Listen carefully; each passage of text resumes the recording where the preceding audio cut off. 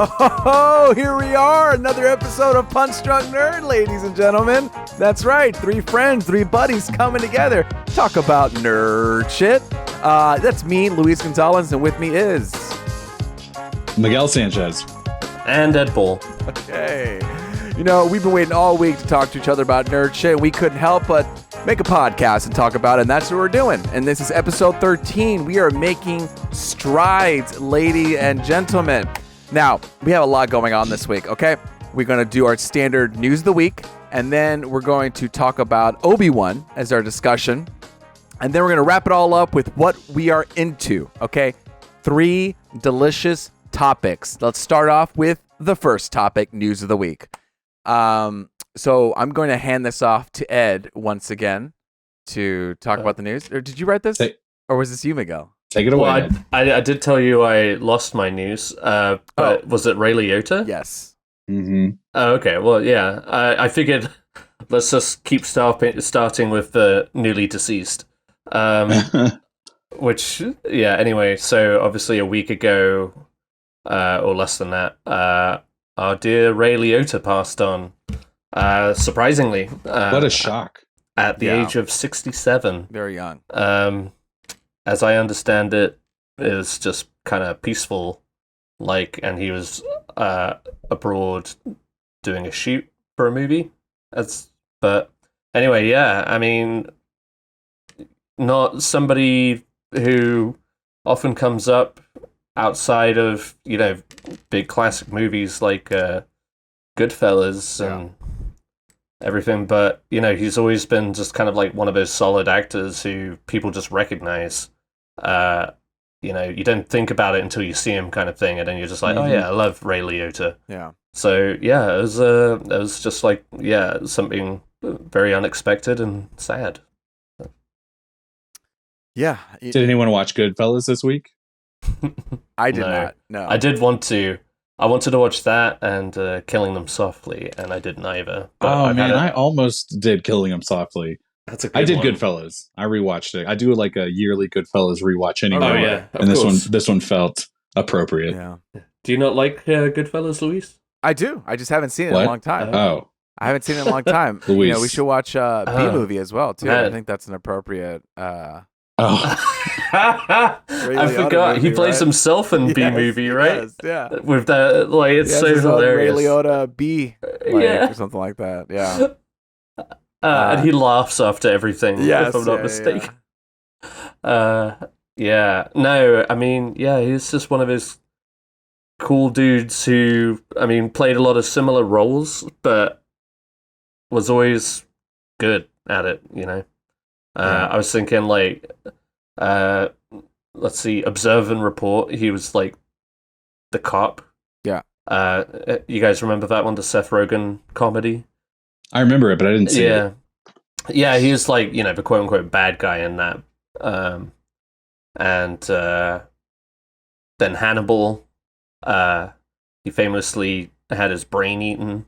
He was an FBI agent. And just a lot of, when you look back, he's actually done a ton of stuff. Yeah, he's sprinkled throughout all of Hollywood. He definitely has a presence everywhere. Exactly. But of course, when you think Ray Liotta, the first thing you think of is Goodfellas. Yeah. Well, here's to our good fella, Ray. Cheers. Here's to you, my Clink. mate. Now, this weekend, moving on. This weekend we had. Sorry. Speaking of moving on. No, I didn't mean it like that, but it is a good segue. Well, listen, I don't know how to move past something like this. I mean, we have him at the top, but shout out to Ray. Okay. I thought it's mine. Yeah. So let's start putting those at the bottom. I don't know what to do. Maybe. Let's talk about huge financial corporations, Disney, and what they want. So, Star Wars Celebration was this past weekend. Big, lots of news, overwhelming. If you didn't want it, too bad, because it's coming in droves, you know what I mean? Look, I have a list of things that I want to talk about. There's a lot of them. I'm going to try to spitball through some of them. But the first one I want to talk about is Jedi, Star Wars Jedi Survivor, the next follow-up to Jedi Fallen Order. It's going to be 2023 next gen. I loved playing Star Wars Jedi Fallen Order, and after I finished playing, I was like, let's go. I want the next one, and let's do it. I don't know, Miguel, how you feel about Star Wars Jedi Fallen Order. So I actually never finished it on my first playthrough, so I'm replaying it right now. And I actually played most of the game. I don't know why I stopped. It was a while back. But it's a fun Star Wars game. I mean, I was just playing around with it today with the lightsaber and the dueling of all these people and everything. You feel really cool. I got like that double lightsaber, like Darth Maul. It's fun. I have like some complaints, but I definitely think they're super nitpicky. And that the sequel, I feel like sequels tend to like find what works and what doesn't. And they really try to elaborate on what did work. So I'm looking forward to the sequel. And I thought my guy from Shameless, Cameron, I'm blanking on his name. Yeah, it was Cameron Diaz. She did great. Yeah. She did great as Cal Kestis. I'm wondering if he's going to be. We've talked about this before, but I'm wondering if he's going to be in the Obi-Wan series because the Inquisitors are here. They also said that this was 5 years after Fallen Order, which falls in line with the current Obi-Wan timeline. So I'm telling you, we can see him pop up, and there's been signs of other Jedi appearing throughout. that show, little symbols of the Jedi. So I mean, I'd love to see it. What were you gonna say, Ed? Doesn't matter. I forgot. It doesn't matter, but I'm excited. Also, listen. One thing I'm really excited about all this happening, and Ed, this might get your heart palpitating. Is we got a BD1 Lego that's coming out, and one of my favorite droids, probably top 3 droids, is the BD1. Wow. Yeah, top 3 droids, BD1 coming at I didn't know we were ranking droids. $99.99, August 1st. It's on pre-order. What a bargain. And that's how much I got my Batman mobile here. And $100, I think I can do. And I love the BD1. That would be one you'd go for? I think. Oh yeah, I saw it and I was like, I got to get that. Now I'm debating between the Optimus Prime. We talked about the Optimus Prime one, and then this one. I mean, I might go into debt, but we'll see. Don't tell Sarah. Wait, Luis, if BD1 is top 3, who are the others? C-3PO and R2. No, I mean those are the only 2 that I know. Chopper from Rebels is one of my favorite ones. Wait. Oh, show us. If you guys are watching on YouTube, Punch Drunk Nerd. Or on like, Spotify. subscribe. We now have video on Spotify. So if you're on there. So this is Chopper. There he is. He's called C110P or something like that. And so they go by Chopper. He's actually voiced by Dave Filoni. And he's just, wow. Yeah, and he's a little scumbag, but he's a real good guy. He's got a good heart. Yeah, he's got a good heart. He only thinks about himself sometimes, but still he's got a good heart. He's a little piece of shit, but he's really fun. Is the other one K2SO?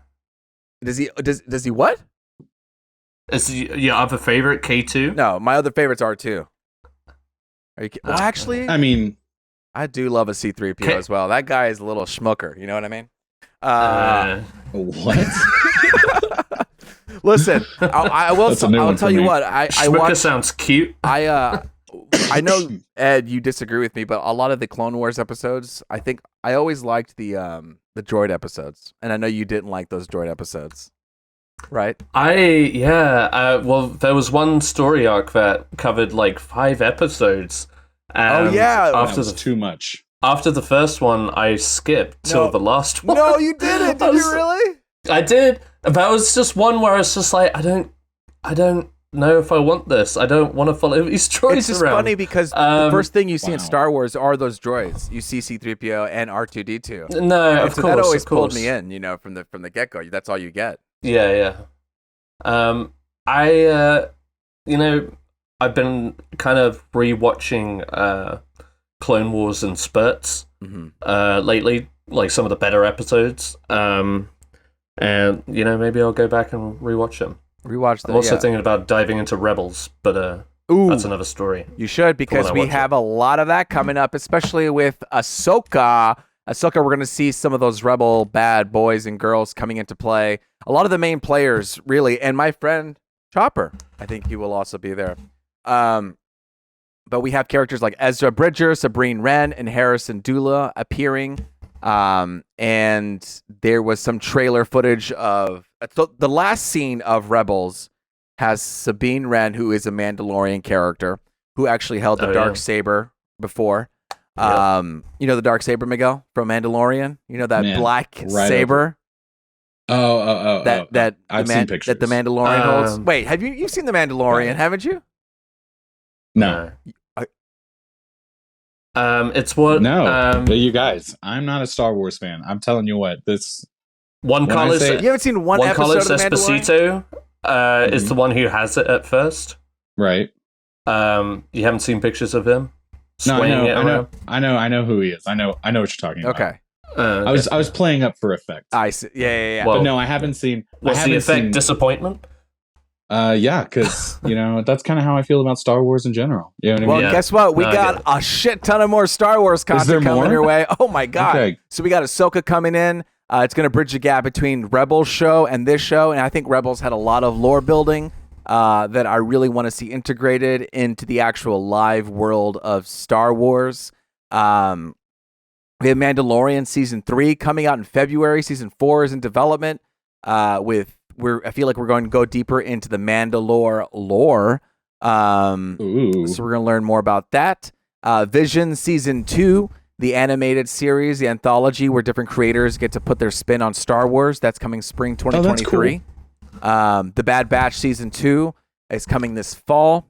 16 episodes of that. Andor trailer obviously dropped. That's coming August 31st with first 2 episodes being dropped that day with 12 episode seasons. And boy, you better believe it. There's a second season already confirmed. Oh, it's crazy. Okay, so there's another one. John Watts. Remember John Watts from Spider-Man? He has his series set in the Mandalorian era called Star Wars Skeleton Crew. A group of kids who get lost in the galaxy. It's a coming-of-age type of story with Jude Law. Some speculate he could be playing Thrawn. He's the character that Ahsoka. He's the blue guy that Ahsoka's looking for. There's also a 6-part. Is he a good guy or bad guy? Oh, he's naughty. Oh, naughty. Now,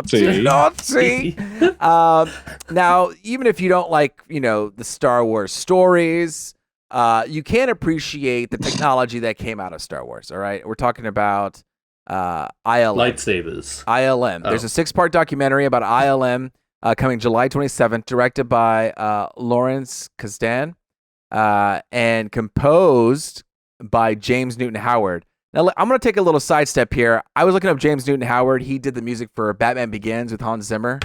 He did Hunger Games, Fantastic Beasts. Actually, funny thing about Batman Begins, he did the Bruce Wayne music while Hans Zimmer did the Batman music. And so together, they were able to work the duality of Batman, which is always fun. That's interesting. I was looking at this guy's IMDb. Dude, this guy's all over the map. Pretty Woman, Flatliners, King Ralph, My Girl, Glengarry Glen Ross, The Fugitive, Waterworld, My Best Friend's Wedding, Sixth Sense, Unbreakable, Emperor's New Club, Treasures Planet, King Kong, The Happening, My God, The Green Lantern, Born Legacy. This man is everywhere. So he's going to be composing the music for the documentary, ILM. We also have the Knights of the Old Republic 2 Sith Lords coming to Switch June 8th. We have the Young Jedi Adventures. I think it's being made for preschoolers and early grade schoolers. It's basically following a bunch of younglings as they try to become Jedis, learn the skills of what it takes to be a Jedi. It takes place in the High Republic era, which is like 200 years before the prequels. We got more. The High Republic for Light and Life. What is this? Oh, these are the books. Okay, so there's a whole book series. They were promoting their phase 2 of books. And then this is taking 150 years before phase 1. So this is like 300 years beforehand, the Skywalker saga. And, they got everything. They got books, comics, audiobooks. It's everywhere. Tales of the Jedi, spring 2023. This is an animated anthology, the style of the Clone Wars. They're marketing as 6 episodes split into 2 paths. One dealing with Ahsoka and her youth and how, and recreating some moments from a book of Ahsoka, how she kind of got her white blades. And then also following a young young Dooku.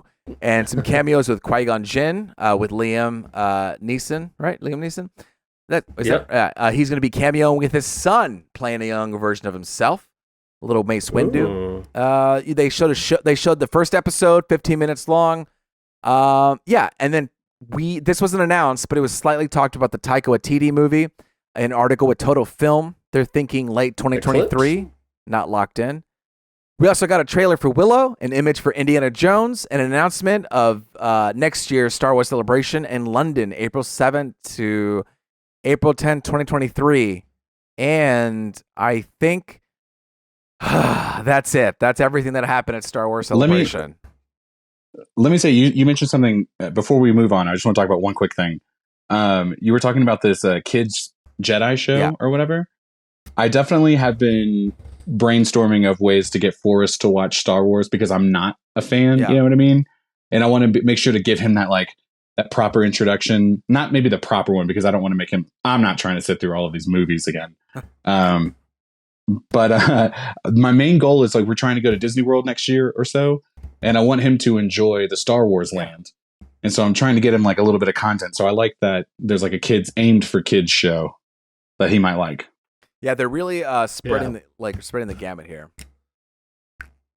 Also, I mean, it's becoming more evident that every month there will be something on Disney Plus, whether it's from Star Wars or Marvel. They oscillate between the two of you're never going to leave us. We will always have content for you, no matter what.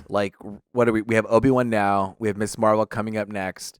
We have She-Hulk. We have Andor in August, September.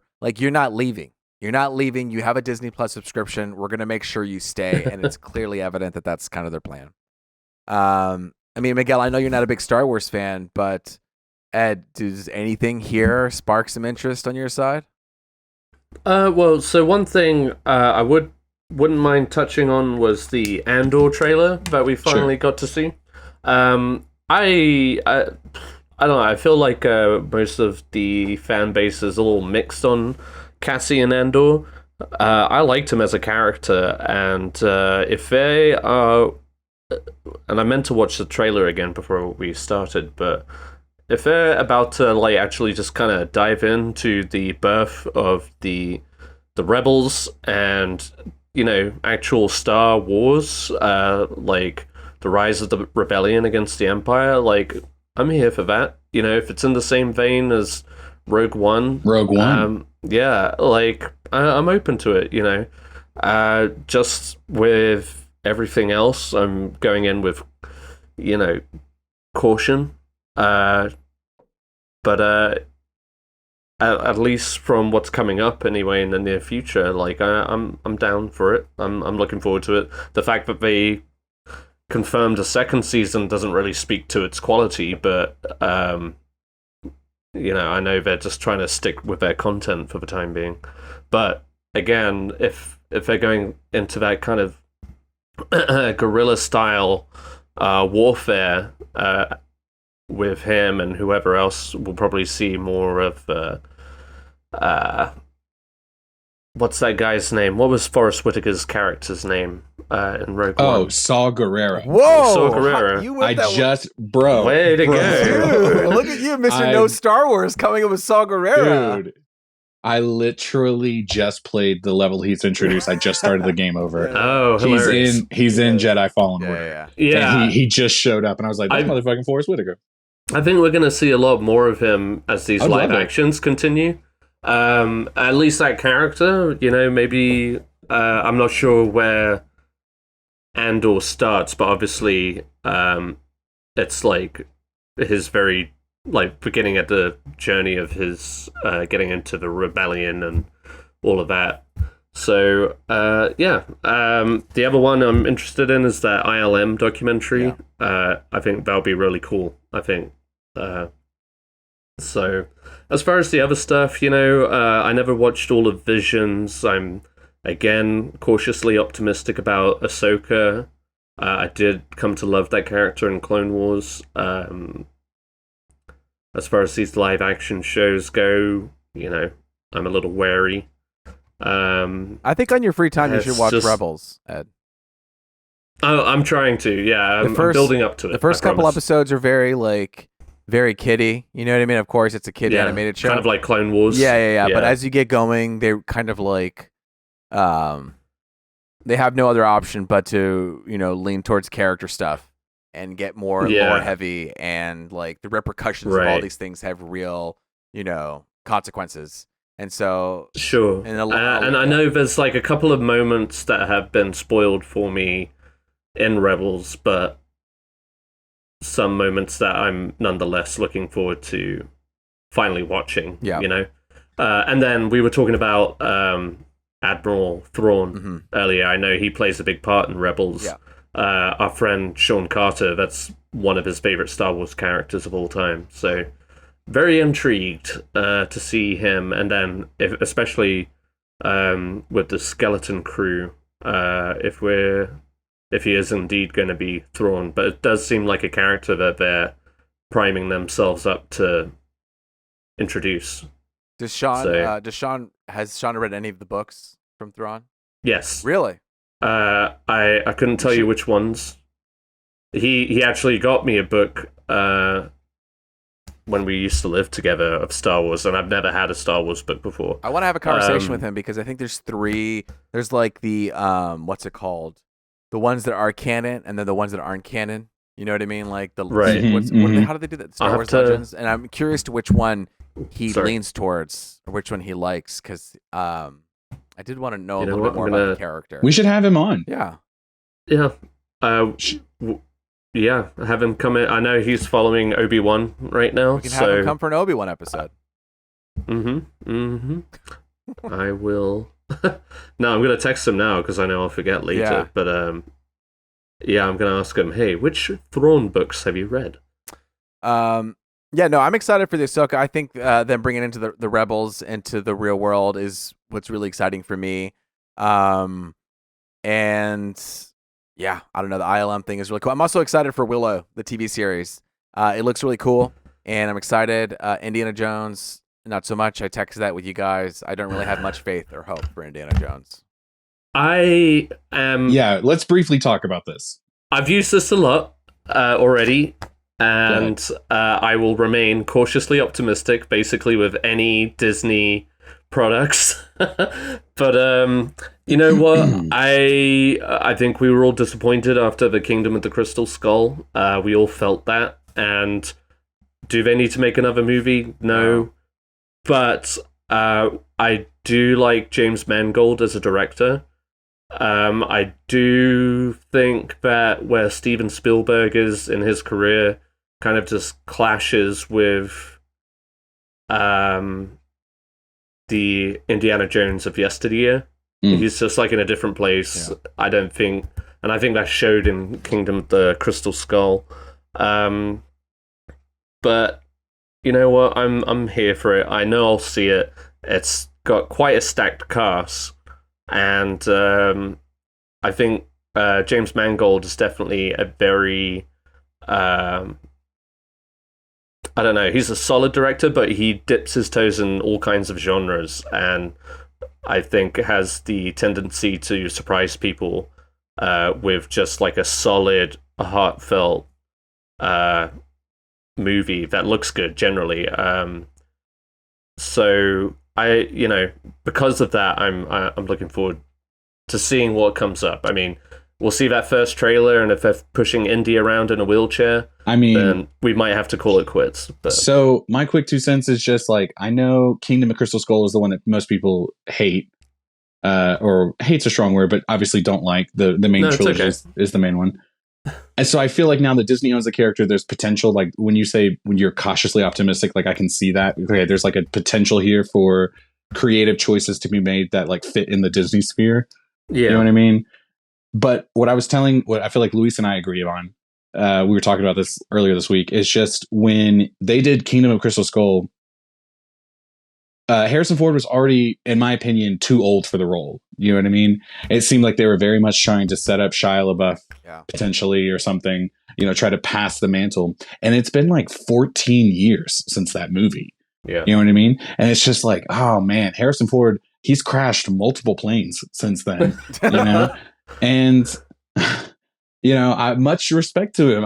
He's a great actor. I just think, is this the time to do another Indiana Jones movie with him? I don't think so. I think we've missed our boat on that. Well, Although later I will talk about a legacy sequel that I quite enjoyed recently. So there's potential here that maybe it will be amazing. Okay, you know what I mean. Sometimes you just got to come back. That trailer is going to reveal a lot, and I think that's the only reason why this is happening. I think people acknowledge the disappointment in Kingdom of the Crystal Skull, and including Harrison Ford, and granted, I'm sure that paycheck is wonderful, but for sure. He maybe they just want to remedy that and leave it on a high as opposed to a low. Like they gave Daniel Craig a good one to go out on. Exactly, and where so many people and even Daniel Craig doubted whether they would do another one. After Spectre. So sometimes when there's that drive, you can really surprise people, and they've got the likes of Phoebe Waller-Bridge in there, Antonio Banderas, Mads Mikkelsen. It could be fun. That's a pretty good cast, and fingers crossed. We'll see. I've got my fingers crossed for this one for sure.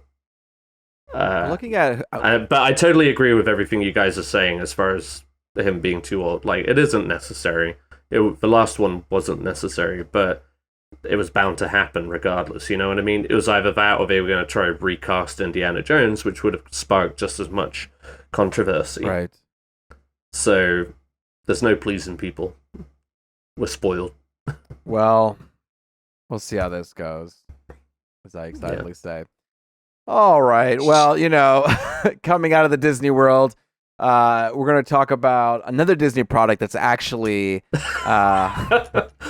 So right back into it, but not directly a Disney one that's in free range, something that anybody could take, a character anybody could take and make a movie because it's in free domain. Winnie the Pooh. Winnie the Pooh is coming out with an indie horror movie, reimagining them as serial killers called Winnie the Pooh, Blood and Honey. So this is directed by Rhys Rake Waterfield and made by London-based group tagged by Edge Production. They made Curse of Humpty Dumpty and The Legend of Jack and Jill. And I think there's a potential that potential that Piglet and Pooh have eaten Eeyore in this variation of this movie. So there's not much information out there. You can Google it, Winnie the Pooh, Blood and Honey, and they got masks. They look like they're about to hunt people, to kill people. No idea when it comes out, but here it is. This is the world we live in,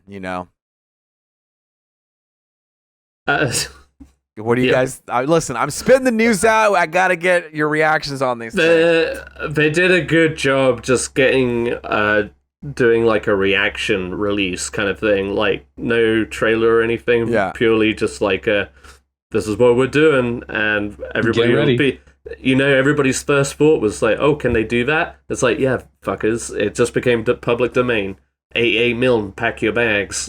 So it's I think it will be one of those, it feels like one of those horror movies that will be very mainstream, but probably make a good wad of cash purely because of this premise. Yeah. It's going to get butts in seats for sure. Yeah. Whether it's good or bad, obviously, we'll find out. But, I mean, they're purely going off of the name shock recognition. Factor. Yeah, and shock factor. Yeah, like how terrifying. It's just somebody who's this isn't your mother's Winnie the Pooh. It's just like almost like a Banksy project in the film world. You know what I mean? Like just like a really sinister. I mean, Winnie the Pooh is a lovable little silly old bear. Not anymore. Yeah, I don't really know. I mean, they look like they're just people who wear masks. Like, is this really legitimately supposed to be Winnie the Pooh? They look like the Purge or whatever. Yeah, it just looks like. Yeah. When I don the mask, I Pooh Bear. But I don't know if it's like actually Pooh Bear, So, I wonder if Piglet will have a stutter or something like that. Yeah. Like, it's all very down to earth, and then, I don't know. Do we want to hear Sean's response real quick for any avid listeners? He said, as far as the Thrawn books go, said he read two of the first three in the original trilogy, Heir to the Empire and Dark Force Rising. And then some of the newer ones, Thrawn Alliances, and Thrawn Rising. Treason. Oh, Treason. Which one did he like better? He did not go that far. So follow up in 10 more minutes. 10 more let's get minutes. another answer. Okay. Stay I want to tuned, be talking everybody. about Star Wars this entire episode. It is a very Star Wars heavy episode. But before we continue on with Star Wars, we're going to talk about The Boys. The Boys is being released June 3rd. This is the Prime Video show about, bad superheroes doing bad things. I've watched the series. I don't know if you guys had, but I'm going to be in. I've seen season 1. Season 1? Season 2 gets pretty wild as well. Listen, it's going to be a very heavy summer. Stranger Things is out, okay? The Boys is out. I'm going to catch up on Stranger Things, going to watch The Boys. I got to watch Top Gun. Who knows what else is coming out, but I'm being drowned by content right now. Another content that's drowning me is Pinocchio. We just got a teaser for that. I watched Back to Disney. Back to Disney. They won't leave us. Yeah. I'm not excited Yes. about this movie. I know you guys are talking about it. I'm not that excited about Pinocchio. I don't think they have a great track record of their live stuff except for Jungle Book, maybe. No, there's no exception. And that is a totally valid criticism of these live action Disney shows. So you're totally not wrong. And it feels like, you know what I mean? It was, again, kind of like line for line from the movie. You know what I mean? Yeah. They've given up trying to shake it up a little bit because everybody always complains. I think Mulan, that's the one that did them in, just because they didn't follow that formula, and then everyone was like, I don't really like this movie. You know what I mean? Yeah. And listen, Pinocchio was a movie that I remember watching kind of early in childhood, but it didn't become my favorite, and I didn't watch it religiously or anything. And for some reason, the trailer, it just hit all the notes. Then I was just like, man, I don't know. Am I kind of into this? Do I kind of want to, see it? I do like that it's Robert Zemeckis and Tom Hanks coming back together again. Not that that's a guarantee of success. Quality. Yeah, but it might be at least a very visually sumptuous film. And because Robert Zemeckis has always been one to try and push CGI and stuff like that, and obviously they're leaning into, like Miguel said, they're copying and pasting the animated film. So you have the fox and the cat and Jiminy Cricket and stuff like that. So I don't know. I mean, and it's Disney Plus, which shows you how much confidence they have in it. Yeah. But I gotta say, this style of live action and animation mixed together is kind of hot right now. You know what I mean? Yeah. It's they did that Pokemon movie a few years back with Ryan Reynolds as Pikachu. People really liked that one. Sonic, the big one right now, Sonic. Yeah. Chip and Dale just came out, and it was clearly a nod to, you know what I mean, all these animated movies. Yeah. Who Framed Roger Rabbit specifically. Yeah. And I don't know. I just feel like the fact that Pinocchio looks exactly like he does from the cartoon, with Tom Hanks standing right there. Yeah. I don't know. I think it could potentially win people over. And what are you gonna, what are you sacrificing when it comes to Disney Plus? It's on Disney Plus. Yeah. And again, Ed, so I just want to keep bringing this up. It's okay when some movies go straight to streaming, right? Right, you know the shittier ones. The shittier ones. Who says shitty? Did you think Chip and Dale was shitty? You know what I mean? No. But I wouldn't have put money down to go see it. You say that. Well, when you got AMC A-List, you can watch 3 movies all at the same price at $24.99. We are not sponsored. We better get ad money. We better get ad. We're not sponsored, but man, I love me some AMC A-List. I don't know, guys. I think even if they could just give us an A-List subscription. That's all we need. They don't have to pay for our podcast or a one-time gift card. I'll take that. It's $10, not even enough to pay for come on, movie. know your worth a little bit. You know what I mean? Oh, sorry. Yeah. No, I'm kidding. Listen, but I want to be honest. I'm going to let you guys watch this movie, and then you can let me know if it's good. I probably won't even watch it. Fine. In streaming. We got kids. Okay. We got fair. the kids. Listen, so I don't need on. kids to watch kids movies. All right, I'm happily watch. I'm about to watch Sonic this weekend. You know what I mean? Sonic 2. Yeah, and as Paramount Plus. Paramount Plus, baby, give me money. Okay, just kidding. And like most of these live actions, most of them have just made us go want to watch the original more. Yeah. You know what I mean? So who knows? My kid loves that Lion King movie, though. You know what I mean? The new one? Almost more so than the animated one. The new animated one? Yeah. So when they set out to like reach that younger generation, I know that was kind of like an eye roll at the time. But I mean, like, my kid's right here going like, I want to watch The LionKing. And he's talking about that live action CGI one. I have some kid movies that when I have a kid, I have a stock full of movies that I'm going to get him to watch. You know what I mean? This one, this one, and this one. If you actually, when you have a kid and you actually get him or her to do what you want them to do at any given moment, you'll be the first parent ever to do that. So, well, you know, I'll hack my TV and say that show doesn't exist. Only these shows. I got Lily to watch. I got Lily to watch Hook. I mean, I thought that was a big step. That's a big step. Sarah looked at me with such disappointment when I had accomplished that. I can't believe that she was so swept away with it. And like, to this day, we haven't watched it in a while, but to this day, she still loves the music. She recognizes it as soon as I put it on, and will sword fight to it around the house. You know, it's such a good movie. It's just. She's gonna have such a different American childhood than most kids in America. You most know what I mean? American kids. She runs around calling the backyard the garden. You know what I mean? And inside the house is called Neverland. And not really, but you know. But yeah, hey, it's possible. And Miguel was talking about showing Forrest maybe some Star Wars stuff. I was seriously considering starting Lily's Star Wars journey on this birthday with the original Star Wars A New Hope. I haven't quite decided yet, but I'm very tempted. I don't know how Forrest is going to do. I hated the original trilogy when I was a kid because it looked so old. I was never into it. I remember having like a babysitter one time being like, let's go watch a Star Wars movie. And I thought she was going to take me to see Phantom Menace. But she just meant like go to Blockbuster and get the original movie. And I was thoroughly disappointed. So when these fellow nerds are listening to our podcast right now, and when I tell you like I'm not a Star Wars fan, like do not take my opinion on it seriously at all. Like my favorite Star Wars movie right now is The Last Jedi, and I'll die on that hill.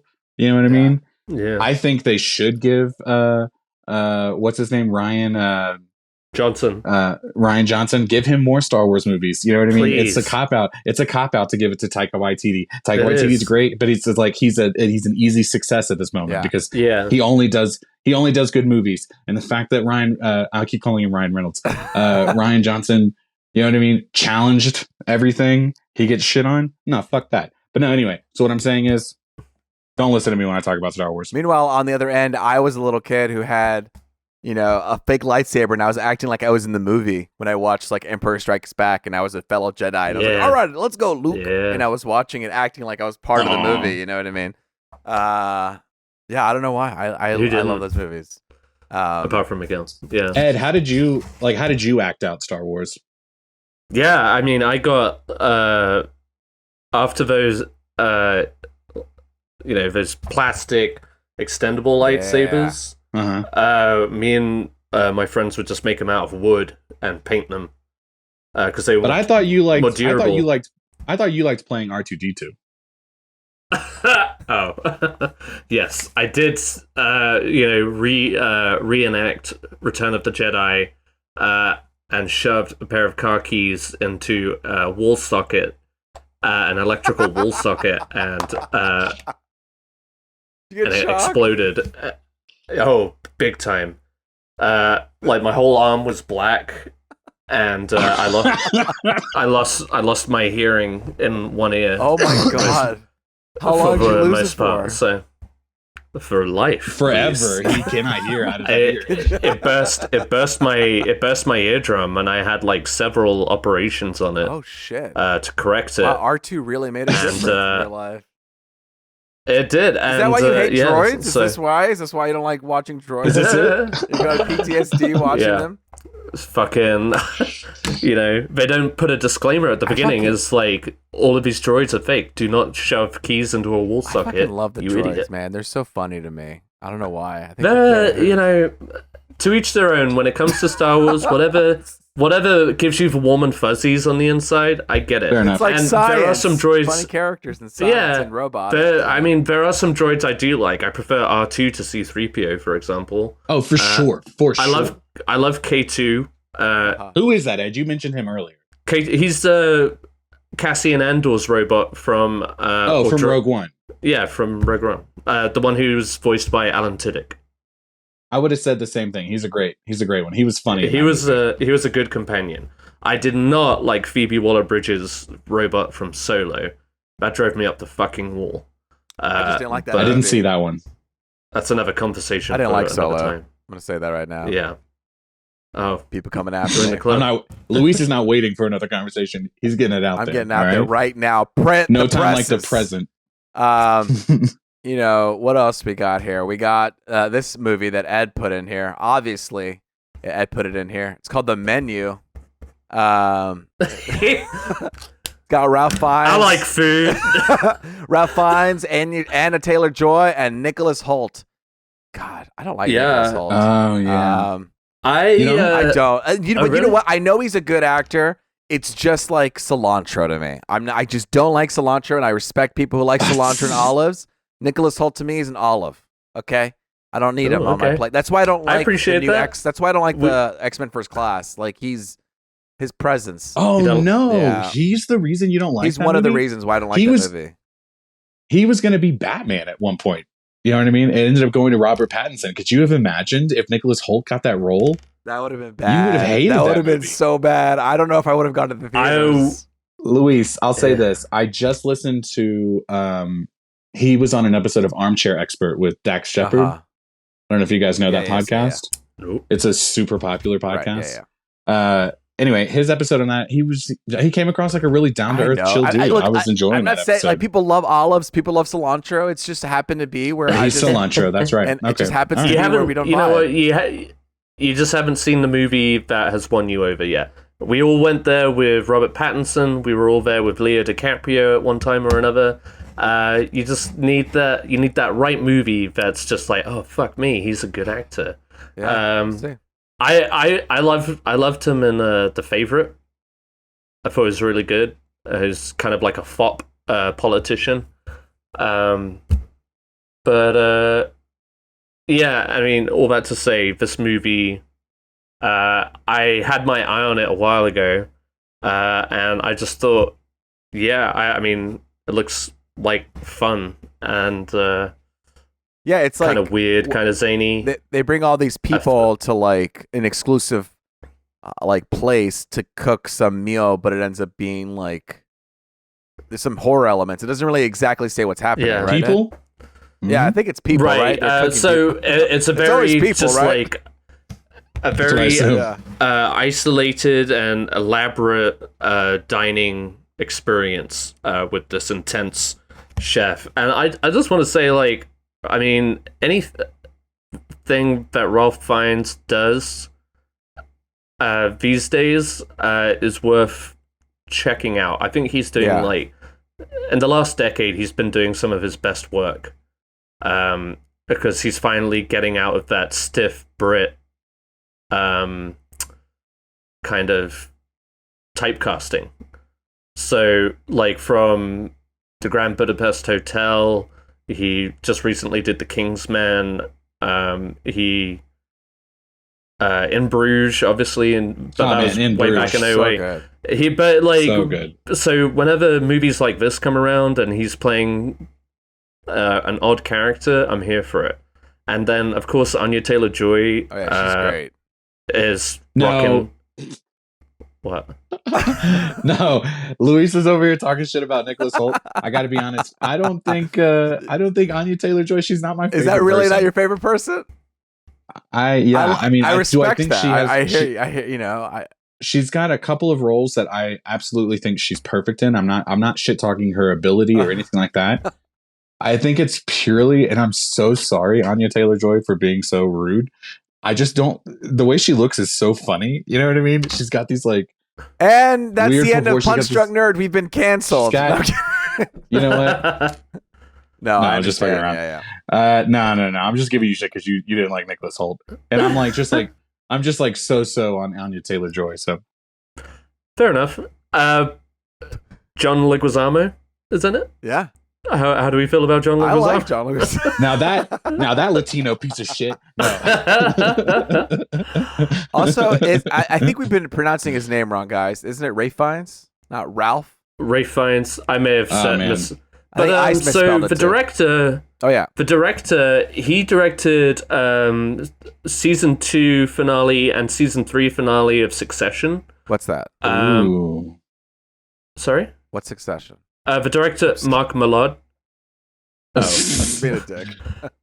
Yeah, you are. He's directed some Shameless episodes. Obviously, I don't watch Shameless, okay. but I was wondering because the name sounded familiar, but I definitely couldn't place him. yeah. But I've I seen mean, both of a majority of his stuff has been TV, but I mean, just Succession and Game of Thrones alone. He did Those are good. the Broken Man, which was when the Hound came back from the dead. Mm. And then he also did The Queen's Justice, where Cersei captures the sands. Oh, that's a good one. And he had some other ones that were good ones from earlier seasons, but I left my notes. So he's good at building But tension. anyway, all that to say that, but also he's dealing with like very dark humor in Succession. So I think it could be an interesting film. It caught my attention. Yeah, I mean, I love new like movies that are actually doing different stuff. So I'm here for it. I Yeah. love the cast, except for one. And I do love me a food movie. Like, I'm a sucker for a food movie. Did you ever watch that movie, The Chef, with Jon Favreau? I did, but I didn't like it.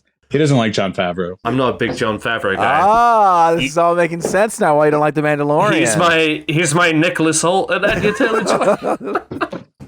We all have one. They're Okay? vastly different. Man, he just, yeah. We won't go into it. That's another run. Okay, that's another rant for another day. Moving on over. This one I'm excited about. It's kind of a dumb thing, but I love it. It's called Man vs. Bee. It's got Rowan Atkinson. Yeah. I saw this. I thought it was a movie. It's a TV series. It's 10 episodes of Rowan Atkinson, Wow. Mr. Bean. He's not playing Mr. Bean, but he's playing, another character named Trevor. And he finds himself entrenched in an ongoing battle with a bee while in the midst of house sitting an elegant mansion. And the trailer starts with like he's in the middle of court and he's like, do you understand why you've committed all these crimes? And he's like, can I explain? There was this bee. And then it kind of goes back like days and days before, and you see him like handling this bee. Anyway, it comes out June 24th. It seems like a really funny, just like side off thing, just to put on. Why not? I love Rowan Atkinson. He's a, even if his humor's not for you, he's a comic genius. Yeah. And obviously been a part of my world for decades. So I think, if anything, I'm just grateful you brought it to my attention. I checked it out as soon as I saw Rowan Atkinson. I was like, oh, okay, like a new series and Man vs. Bee almost sounds like a fucking documentary, but no, it's literally a man versus a bee. I was like, all right, I'm here for this. I mean, just some silly Rowan Atkinson stuff. His physical comedy is so good. I mean, it rivals like Jim Carrey in the sense where everything he's doing is so golden. I mean, I remember staying up late at like watching PBS when they had Mr. Bean playing late at night, and then I watched the Mr. Bean movie, and it's just like he's so good at physical comedy. You remember London hosted the Olympics a couple of years back, and he was there at the opening ceremony. They had a little bit, and he was actually doing a piece for the Chariots of Fire theme. That was a great moment. Yeah. If you listeners, if you haven't seen that little vid, I would definitely recommend it. It's, again, to what Luis was saying, it's just physical comedy at its best whenever Rowan Atkinson is involved. Yeah. So. And, if you like Lion King, he's Zazu. So, that's right. Original, OG. Which blew my mind when I found OG. out. I was like, holy shit. So yeah, Man vs. Bee, June 24th. Check it out. Finally, to end this, our new segment, Empire released some new covers for the series Rings of Power. Ed is our magazine expert. I am the Empire magazine and podcast devotee, and I guess I'm I'm looking forward to the Rings of Power. I almost said cautiously optimistic, which I am. But with that said, like rightfully so. Yeah, the Lord of the Rings is a series that has so much mythology built into it, and like preceding the Hobbit and stuff. So it is a world that is developed. It's not waiting for the last book, G.R.R. Martin. But it's so anyway. I'm looking forward to it. Everything I've seen so far, I mean, looks pretty solid. And then, granted, it's very little what we've seen, and it'll be interesting to see where they go. But yeah, so they show pictures of Galadriel, and I want to say Balin, the dwarf, who was the king of Moria. Where the Battle of Khazad-dûm takes place, but this is when Moria was a thriving mine, where the dwarves ruled it. So, and some hobbits too, some ancestors of Peregrine Took, who we also know as Pippin. So I'm happy to go back to Middle Earth. I think. Clearly, they're throwing a huge budget at this thing, and like I said, the source material is there, and I'm, hopefully it will take us back to that magical place and not be like so many fucking live action shows that we're getting right now. Especially on streaming services, you know what I mean? Yeah. No, exactly. So it'll be interesting. It'll be very cinematic, and it's one of the most expensive shows, like pretty much on record. Yeah, I mean, it will cost Amazon over $1 billion, with the first season alone costing a staggering $462 million. Yeah. Oh my god. Yeah. I mean, they're really putting their money into this, and like I'll watch it, but I'm not. Jeff Bezos is a bit of a nerd at heart. So is this when does everybody have does each group have their own ring? Remember at the beginning, is that how it works? Like everybody, so like humans, that the elves, right? That's the setup. Sauron just gives out rings of power to each of the realms. And wait, Sauron, isn't that the one with the eye? Is he the eye guy? Yes. So he gave out the rings? Yes. That's why they call him Sauron the Deceiver, because he made his own ring of power that was rule them all, the most powerful ring. Right, exactly. But, there you go. You know the law. I never because I mean that ring just makes you invisible. What else does it do? You know what I mean? What whoop-de-do? Oh god, we're gonna be here forever. It works. Well, it works differently on Sauron. It's a different. It's a makes you super powerful. Magic. Kind of. Well, it's like all of his ruthlessness and malice and evil basically is put into that. It's almost like a Horcrux in that sense. Okay. Like it's a very just like evil. Luis is on the same page now. Powerful. I'm locked in now. Horcrux.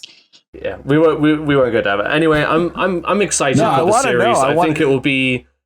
I'll say this. I don't think it has a lot of sustainability as far as $1 billion per season. Especially it's not per season though, right? It doesn't. It says they spent right now. It's only one season. Oh yeah, this doesn't make sense. With cost Amazon over $1 billion, with the first season alone costing $462 million. I don't know what that means. So maybe like $1 billion to purchase the rights. Yeah. Some of the rights. Sorry. Some of the rights. You're right. I'll say this: I'm even though it's not like I've read all the books and could tell you every single name. I couldn't tell you about the mine that was thriving 200 years ago, like Ed could just now. But I am definitely more of a Lord of the Rings fan than I am a Star Wars fan. I love those movies. Wow. Yeah. I have a great time with them. That's where we swap because it takes And me. Luis hasn't watched them.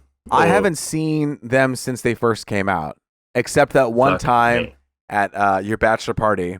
It was on in the background, and then I was watching it. Do you remember that? When was it on? I don't even remember that. Party? Yeah, it was your second bachelor party. As fuck. It was your second bachelor party. Yeah, my second one. Your second I was one. balling.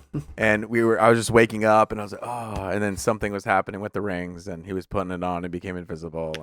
I definitely don't remember that at all. Now, like I said, I'm a fan. I remember we were like, oh yeah, this looks. Bachelor we were party. talking about like, oh yeah, this looks good. Like they put real good effort into making this stuff look good, and we were saying how a shame it was that The Hobbit looked the way it did, but how every shot was very put together.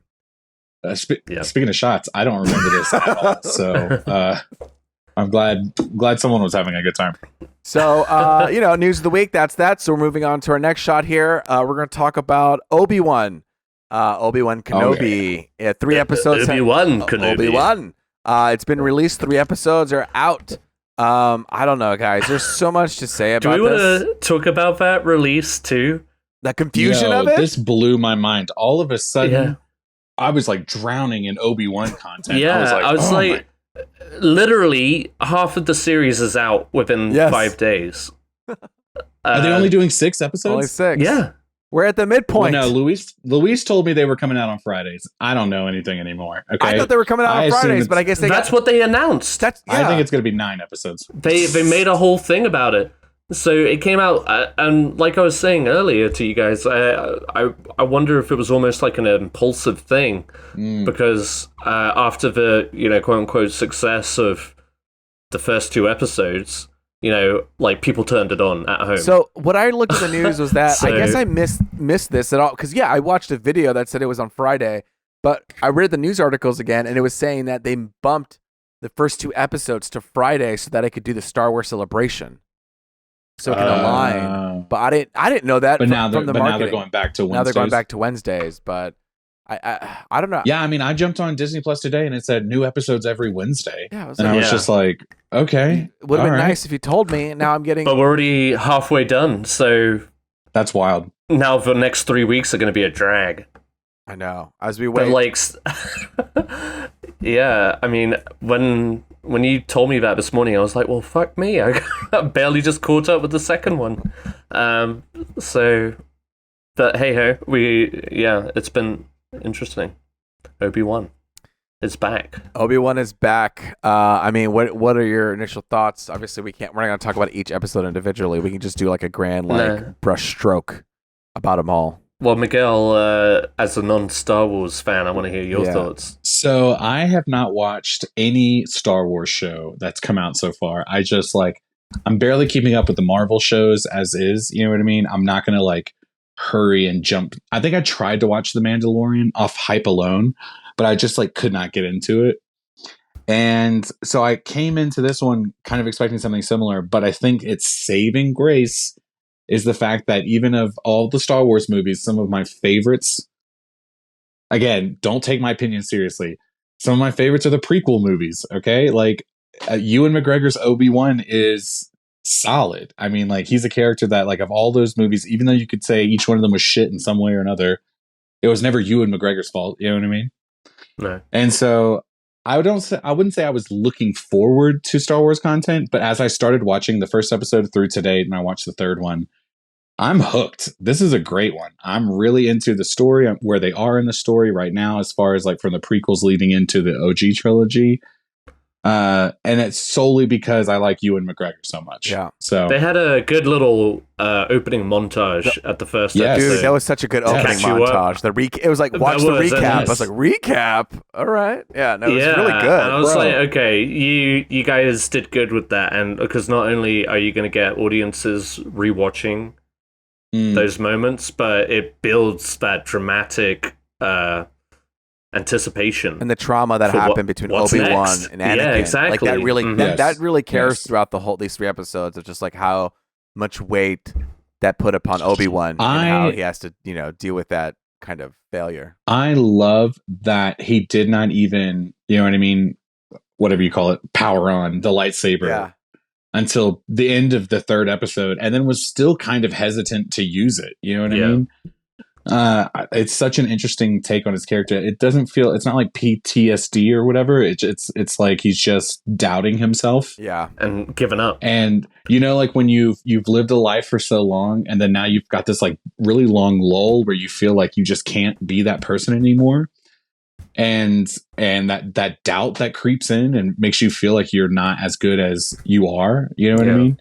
I've kind of been enjoying this growth, or this, not growth, but you know what I'm saying? This journey, this arc that he's going through. That he's on. Yeah, I'm into it. I thought, you know what I mean? It was just going to be like, I don't know what I was expecting going in, just like a little more of the same. And I don't know. I'm liking what they're doing with the character. I've always liked the Jedi, and I think going back to back with Mandalorian to another like bounty hunter, kind of was like, I feel like I'm just getting hit in the same thing. So for me, it's good to go back to the Jedi. I always like the things that are happening with the Jedi. And I actually didn't know about Princess Leia's involvement in this show at all. I went into it and I thought he was going to be stuck in Tatooine doing things to protect Luke. And then, you know, I was with Sarah, we were watching it like, oh, well, what's happening with Leia? Like, what's going on with Leia? And then literally the next scene, we see her getting dressed, getting ready. And I love that little actress. I don't know if I'm just like in the mode to be a dad soon, but like seeing her, I just like light up and I'm like, oh my God, look at this kid. And now like, Obi-Wan's protecting her, and that whole thing is what's, bringing me in this show. It's like, God, what an adorable child. And they've got good chemistry with each other too. Yeah. You know what I mean? You can tell like he's treating her with this like respect of like royalty / as that's just her cover, like the actual, you know what I mean? The monstrous weight of like who she actually is. But then she's also this annoying child sometimes, and he's like snapping at her a little bit. Like I snap at my kid, you know what I mean? Like it's very relatable. Yeah. Like sometimes you just want to be like, man, shut up. You're just saying some wild shit right now. All right. But you also see, I feel like again, don't take my Star Wars opinion seriously or whatever, but like you understand, like you could see Princess Leia as a child through her. Exactly. You know what I mean? Like the decisions and choices she makes, she's not as wise or learned yet, but she's still got this like ambition and drive. And this little girl seems to be really nailing that aspect of that character. It really does like connect the thing between Padme's character and Princess Leia. When we see her when she grows up, her as a child really kind of brings those two together. I'm like, oh yeah, I do see little Padme, and I do see her when she goes into the future. I'm enjoying seeing little Leia. It was a huge surprise for me. And it's been really nice to just kind of see this like journey between, like you said, like this odd couple between Obi-Wan and her. She like kind of like bosses him around sometimes. It's like, no, we're gonna do it this, So, and then Sorry, Ed. Let's hear. Yeah, what do you got to say, Ed? I'm gonna come in with a hot take on the Leia character. Hold on, let me get my eggs so I can cook them on this hot take. Oh, thank you. All right, go for it. I am struggling a little bit with Leia. The first episode, when they introduced her, I had a big stupid grin on my face, and I think even like a little twinkle in my eye, because I was kind of like you, Louise. I was kind of glad that we touched base with both of the kids.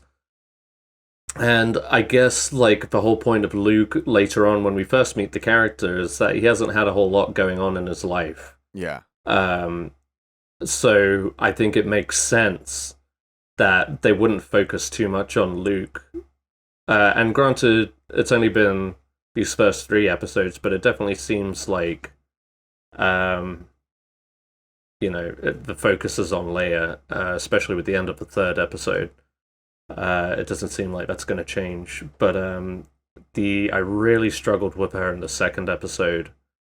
I thought that episode was clunky as hell.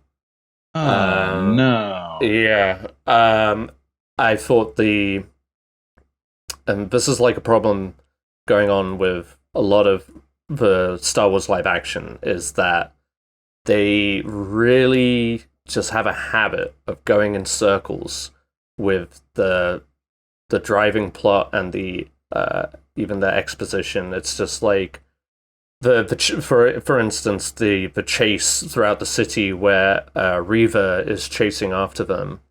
There's like a whole ton of like action shots of her like flipping and spinning around poles and stuff, and then they cut away to that from that, and then come back to her, and then she's just walking again, as if they were building up to something like a face-off, and then suddenly, oh well, he's not on the roof anymore, so I'll just go back on the ground and start walking again. It's just very, and then to get to this episode, and they do this so many fucking times in The Mandalorian. They just have a target, they get to it, and then something else happens. Basically, there's a whole back and forth between the driving story. Like, they saved Leia, now she's captured again by the same fucking people, so he's gonna have to save her again, back and forth. And we know what happens with these characters. Or at least we know what the story... On like the grand scale. On the grand scale, we know what's going to happen. So it's a little frustrating to see that they're wasting a lot of character-driven story with Obi-Wan for the sake of just doing these tedious fucking little video game storylines to get from A to B. The whole drive of this last episode was purely to get him face to face with Vader. And while I appreciate that and I want that as an audience member, because that's what this whole show is hyped up to be, I just don't think it's balanced that well. If anything, it just feels like they're, with the 6 episodes that they've got laid before them, they're trying to get to these moments, and that's it. And everything else in between is just kind of poor exposition. So, a couple thoughts, just real quick. Go for it. I think that's definitely what a lot of people have said about like the MCU shows, and I guess some of the Star Wars shows in general, is they would rather it jump to like a 9-episode arc or beyond. We talked about some Star Wars show earlier that's going to have 10 or 12 episodes. You know what I mean?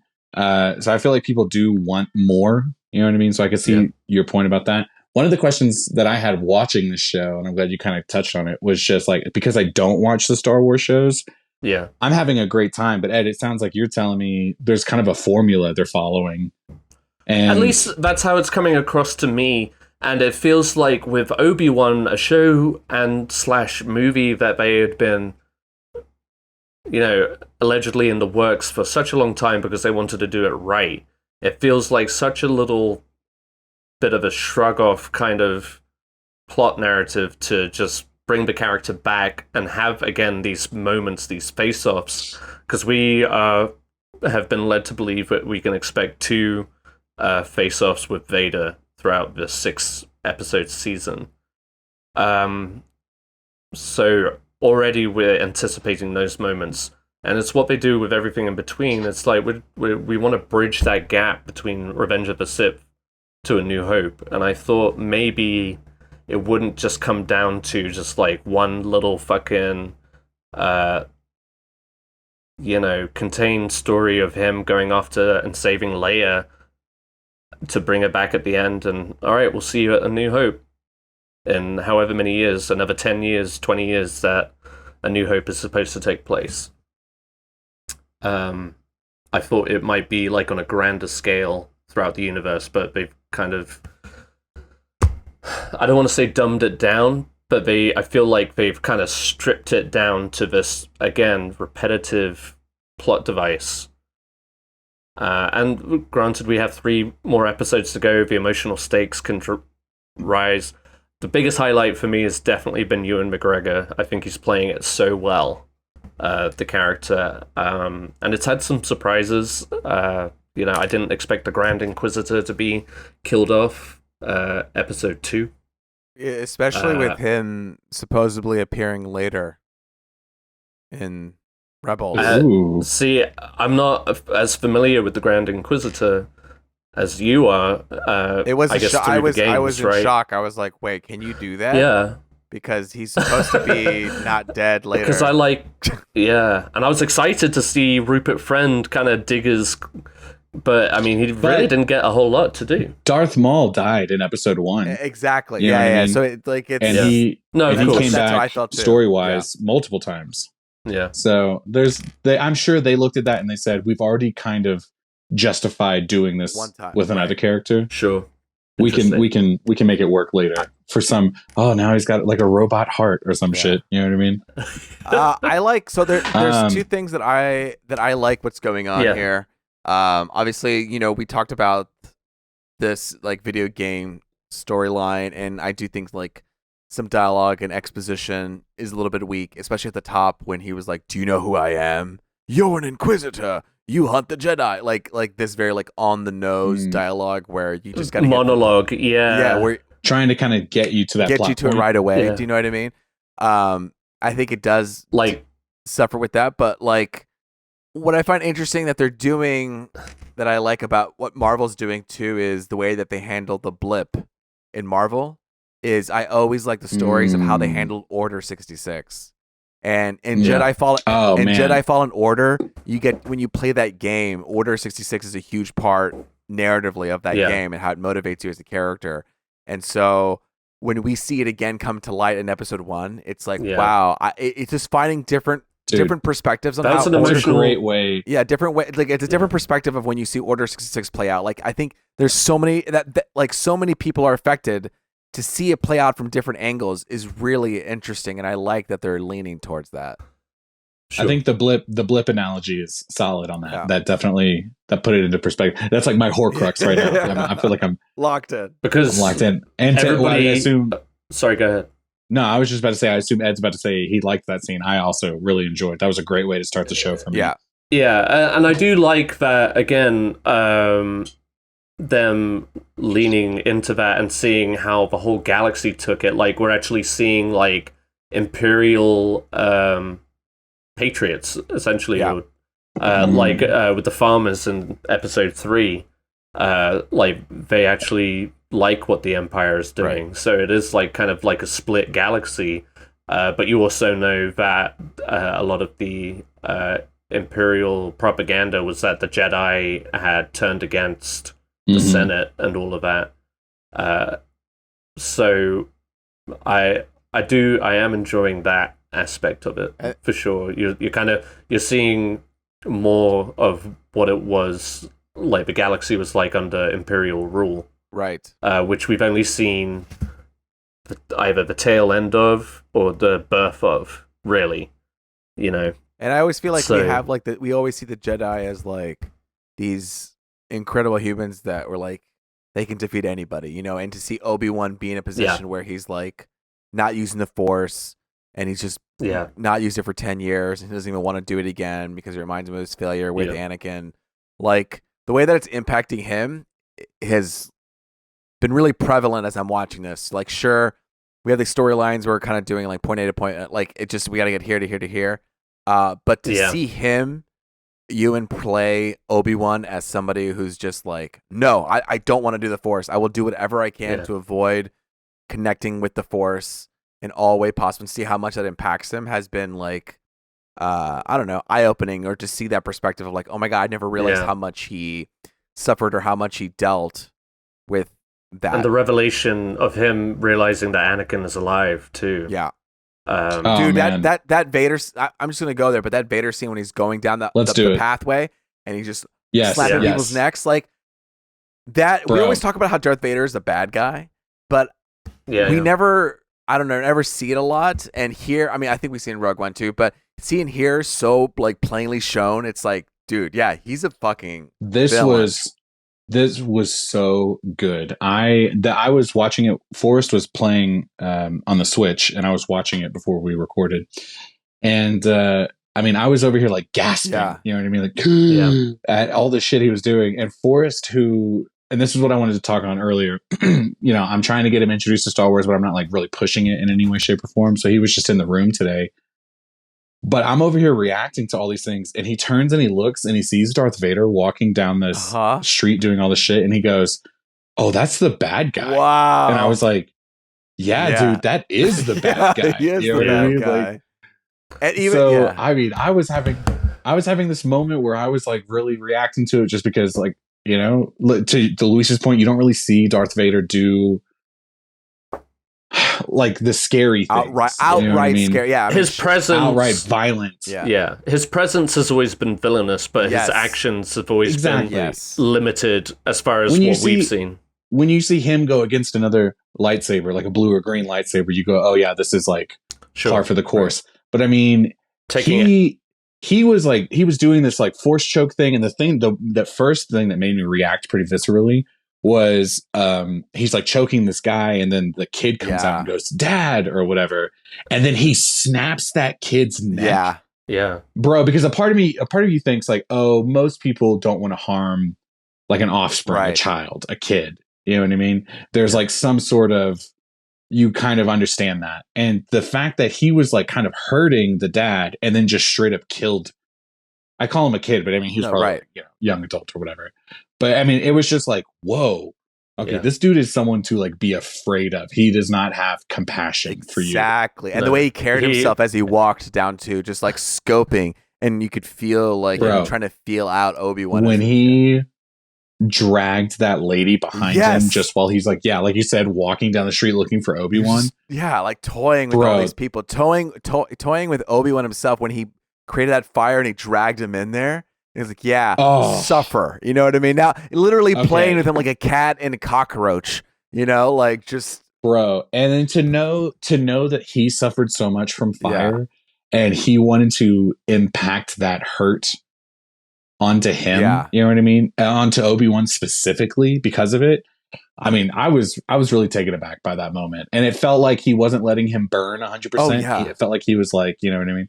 He could have killed him. He could have killed Obi-Wan so easily. And I think that was a shock to me too, to realize how, you know, weak Obi-Wan was in the situation. I think that's how far away from the Force he's been, that he's just like, man, you really let yourself go, man. Like he could have totally killed Obi-Wan. And this is clearly Darth Vader at his most rageful. Yeah. Absolutely. Like it's almost like he's been stewing for 10 years. Like almost literally, you know, like just marinating in that whatever sauce, waiting for word that Kenobi had come to light or something. So instead of, you know, like a dialogue heavy scene, he's really just like unleashing unleashing hell, and it's taken Obi-Wan aback. Just not only his strength, but his physical appearance, his brutality. It's just like, it's the last time he fought him, he was still Anakin, technically.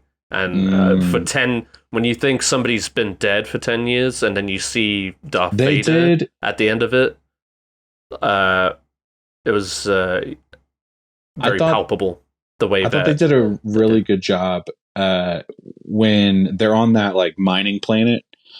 And he sees Anakin in the distance and he gets like caught up and scared. He's like worried. Oh man, what is Anakin going to do?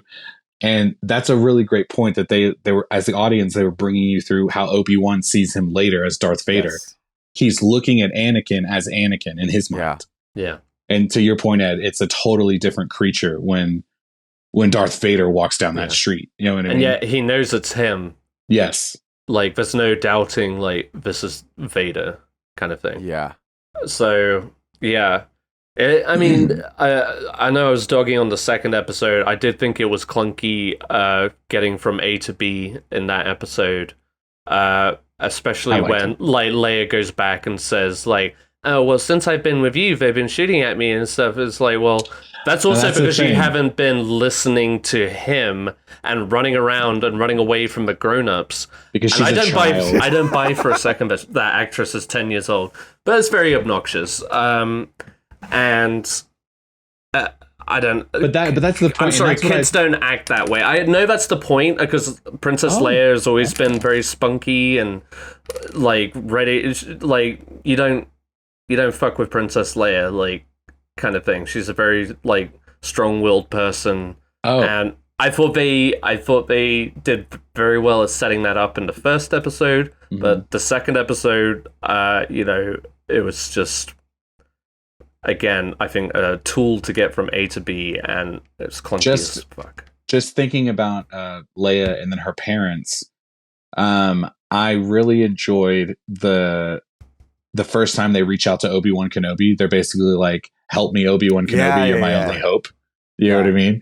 I was like, okay, that's kind of cool. You know what I mean? Well, and then you think about, okay, so later she's going to eventually trust him. And she's going to have that like Organa, you know what I mean, mindset. You know what I mean? It makes sense when she reaches out to Obi-Wan, you know, in the New Hope, where she's like, my parents, you know, called out to him, and we've already been through these adventures. I mean, I think that, you know, you could have had episode 2 and episode 3 come to one. You know, make that a one episode, and that would have been tight. Them on the run, as he's on the run, then we meet Vader, and then he has to come. I don't know, man. You guys, I had a great time with all three of these episodes. I did too. I'm just trying to. I'm surprised. See how. Me too.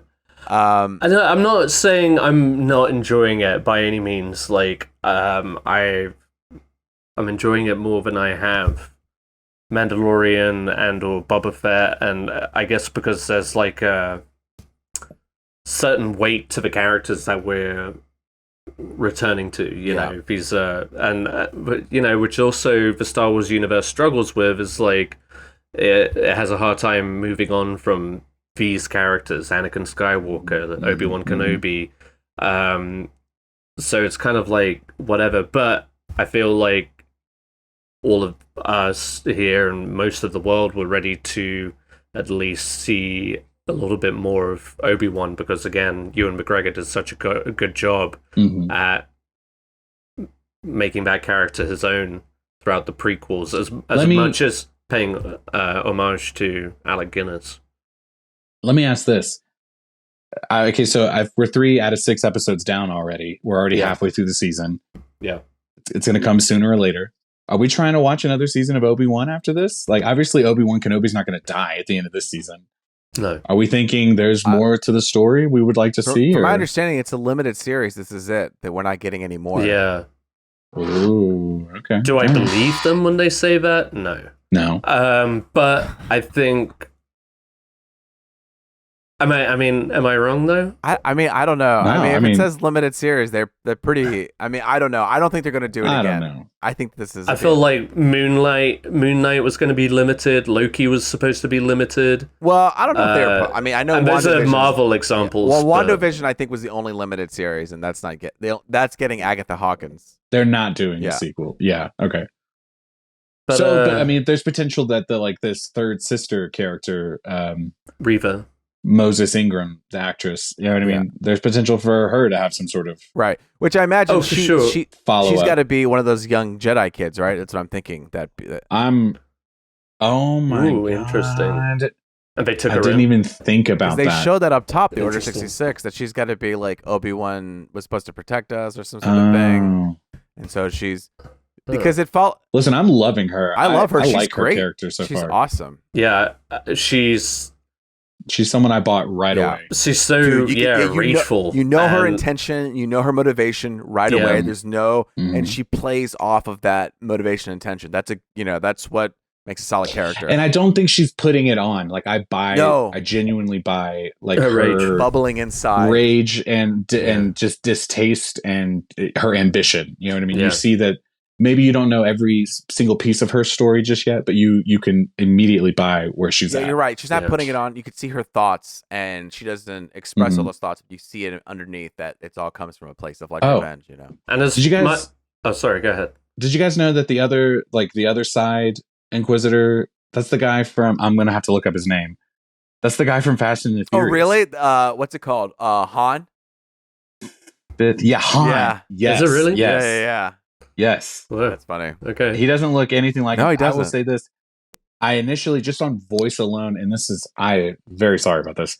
On voice alone, I thought it was the guy that plays Wong. Benedict Wong. Yeah. Wong. Yeah, I know. I was like, because he's in the MCU, they're bringing him into Star Wars. It's like family. Very Disney family or whatever. So my first initial reaction, just on voice alone, because you can't really recognize him. Yeah. I was like, is that Wong? And then I looked it up, and I was just like, oh. Okay, and then I vaguely remembered him being cast in this series, but I like I like both of them. I think they're going to be good rivals to each other. I like that the Grand Inquisitor is gone, so that these two like sidelings can dish it out for who's going to be the one in power. I do like that. Like Reva was definitely the end of episode 2. I know I've complained about it a lot, but I do like that end bit in the hangar where she's trying to lure Obi-Wan in, talking about Anakin and stuff. Like that's some like that's like when Vader figures out that Luke has a sister in Return of the Jedi. Yeah. Yes, thank you. And I also feel like she's a character who can also go like a step too far. Maybe not for the Inquisitors, but with Vader. Kind of like Ben. What's his face from Rogue Mendelsohn? One? Yeah. And like he just like in a moment he could just be like, "You're getting too ambitious." Totally. Mm-hmm. He kind of says that to her in the third episode. Yeah, and even further, you know, with the guy we were just talking about. I was thinking this episode, like, I do hope we get to see him in some action, and he's not just going to get killed off later, like the Grand Inquisitor. Like, I want to see. I could see them face off. Yeah, like I feel like that would be a missed opportunity. Are you talking about the what other brother? The other Inquisitor. The Inquisitor. Yeah. I think he's the fifth brother. Fifth brother. Yeah, I mean, you can see them already. He's a little bit more powerful than the third sister. You know what I mean? Just the way that. Because he forced. Yeah. Like he definitely had control over the situation, and Reva's just more cunning. You know what I mean? And that's how she's going to get the upper hand. But I think you're totally right. I mean, isn't that what happened in Jedi Fallen Order? Oh, never mind. I'm not going to spoil anything. Anyway, and Kumail Nanjiani was in this. That was kind of crazy. I didn't expect him to be in it. Yeah. Oh man, good for him. And also, man, it's so good to hear James Earl Jones' voice of Darth Vader when he's talking. Bro. It's like what a voice, you know? What a voice! Like his voice is what sells us all on Vader. Do you know what I mean? Like. I don't know what I was expecting. When they said Hayden Christensen was coming back for so much of the show, it's like the three of them, Ewan McGregor, Hayden Christensen, and Moses Ingram are like the three people promoting this show mainly. And I was like, okay, I don't know really how they're going to do Darth Vader. I don't know what I expected, you know. But when they threw out James Earl Jones's voice, it was just like, oh no, that's Darth Vader. Like you can't just like have. You can't have Hayden Christensen just like put on that voice all of a sudden. You know what I mean? And so I'm just curious, like, okay, when is he going to like really have like a shining moment? Because like obviously they're building to something with him. Yeah, they also introduced Indira Varma, who I was excited about. Oh yeah. The character who was dressed as an Imperial from Game officer. of Thrones. Yeah, from Game of Thrones. I was trying to remember where she seems so familiar to me. I didn't know where she's from. Yeah, she's one of the Sand Snakes. Oh, okay. Yeah, she was the mother. She was Oberyn Martell's Pedro Pascal lover. Yeah, look at that. The Mandalorian, full circle. Hey, and another Game of Thrones actor is going to be in the Andor. Is that the right? Andor? Yeah, Cassian Andor.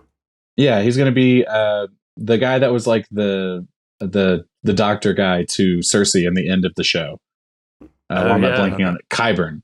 He's in Andor too. So it's like all these Game of Thrones actors are like, well, I need money. Let's go. I want that good money too. We weren't invited to House of Dragons, so we got to do something. Hey, you know, Disney's got a good track record. So yeah, it's got some interesting cast, and clearly she's going to play on to the next episode.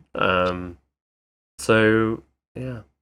Sorry, go ahead. So you mentioned, and I'm sorry, as we get later into the episodes, I've had a couple more drinks, and I always get like a little more. Loosey-goosey. I get on my soapbox here, and I always want to talk a little bit more. So I'm not trying to be rude. But no, you mentioned Kumail Nanjiani. I kind of like that he is like such a nerd in general. It feels like, and he's got so much love and respect for all these like nerd properties. He's in Star Wars. He's in a Marvel movie now. You know what I mean? I talked about it a couple weeks ago, Mass Effect Andromeda. And while that game was not great, like you could tell he was really excited to be a part of that franchise. You know what I mean? So I don't know. Good for him, kind of. I don't follow Kumail all that much, but when I saw him show up in Star Wars, I was like, you know what? You feel like you would really appreciate being a part of this. Yeah, I'm here for it. Go ahead. Go ahead. No, please. No, you go. No, you go. No, you. Honestly, my No, point will go into a 10-minute conversation. I don't want to go there today, so. Well, this might lead it there, but I've got one more gripe. Yeah. I have a few. I guess I really just wish they would lean into the original score. Going into this, I thought that we were going to feel more of a, orchestra feel because we're going back to these old characters. Darth Vader. I mean, for fuck's sake, when you bring Darth Vader on, you have that da da da da da da. Like, it doesn't have to be the Imperial March, but like those tones, maybe just we like just hints haven't got it. it yet. That's what I think. Maybe not that's yet. What I think. But like, this has been a very just like kind of dull score, honestly. Like, I only kind of picked up in this face-off with Vader this time around, but like, I mean, lean into it. This is fucking Star Wars. Make it as much as Star Wars as you can, and you own the fucking properties. It's not like you're stealing it.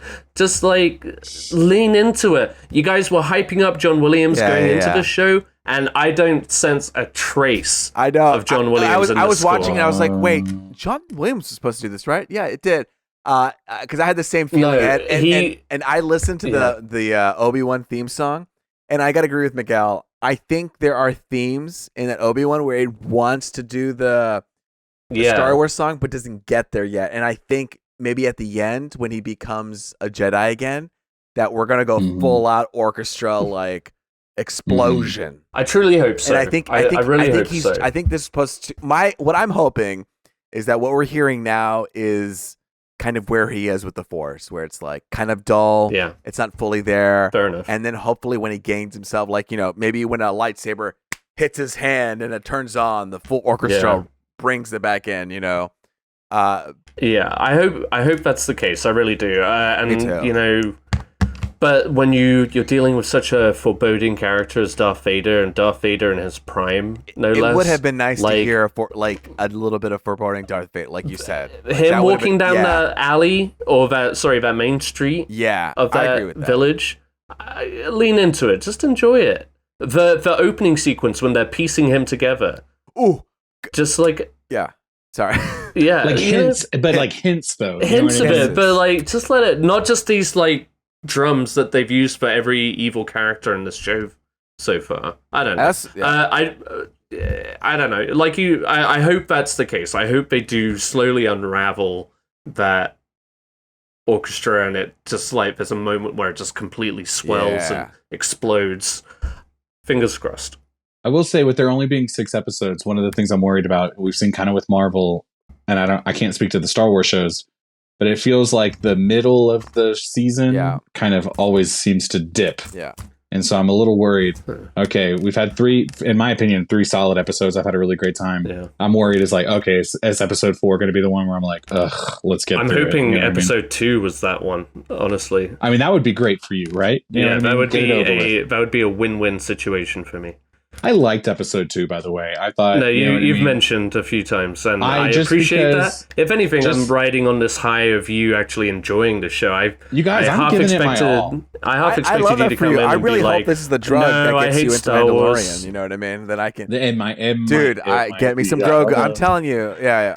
But no, I'm saying, just because, like, to Luis's point earlier, like, they set it up where you just think Obi-Wan is going to be on Tatooine the entire time. I felt very Bryce Perkins, like, I hate sand. You know what I mean? Like, I don't want to just see him. It was a nice surprise for me not knowing that this was the journey that we were going. The pivot was good. I'm here for. I also like how we're leaning. We got kisses of it, I think, in Rogue One, but just little, like the body horror of Darth Vader, where we get to see him come together. I think that was always one of the fascinating parts of it.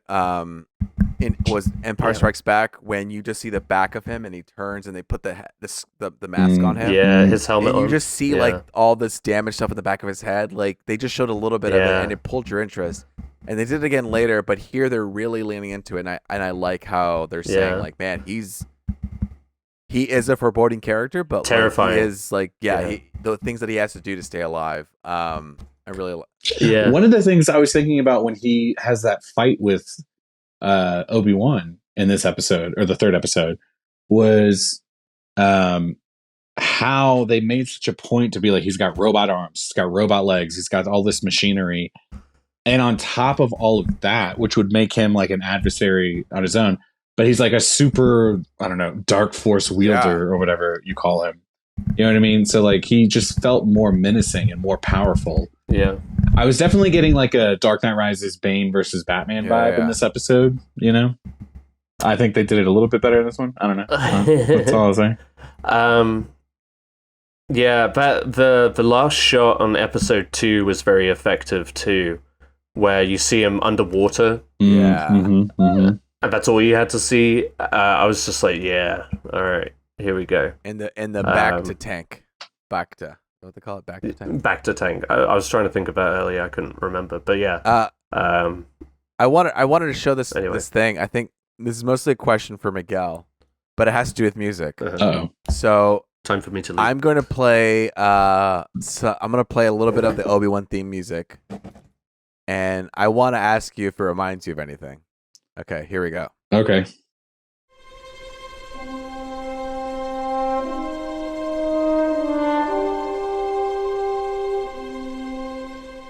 Okay, that's the Obi-Wan theme. That's the part of the Obi-Wan theme song. Does that sound familiar to you at all?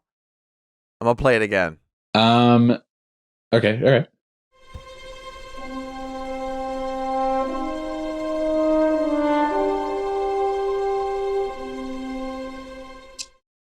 Oh man, now I see, because I've said just a couple weeks ago, like, I'm not the music guy. I'm not the like composer guy.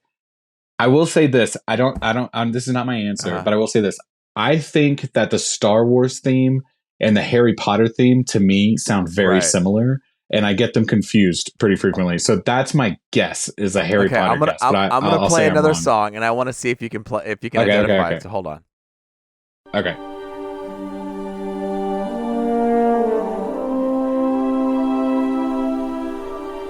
Oh. Does that sound somewhat familiar? I mean, do those two? Since you've never heard that song, do they sound almost similar? Those two notes hanging over it. Duh, duh. Yeah. So here's Obi-Wan.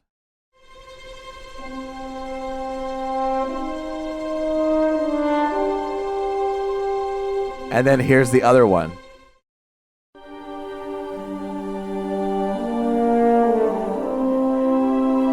That second one. That just sounds like Star Wars to me. The second one? Louis, go ahead. Can I take a guess real quick? Is it something like yeah. Guardians or something? Am I way off? You're close. You're getting in the it's an MC. Is it an MCU? Now you're getting a little cold. Oh, okay. All right. But I was close with Guardians. Okay, yeah, go for it. Oh, that is a song by, I think, John Pizzino. He did the music for Daredevil, but this song in particular is the music for Spider-Man, the PlayStation game. So when you have the opening scene and the spider comes down, and you have the opening of Spider-Man. So I'm gonna play it again. I'm gonna play it again. See if you can remember it. You talking about the Tobey Maguire Spider-Man game? No, the PlayStation one. Oh, the new one. The new one that came out. Yeah, like what, 2018 or something. But listen to it. Yeah.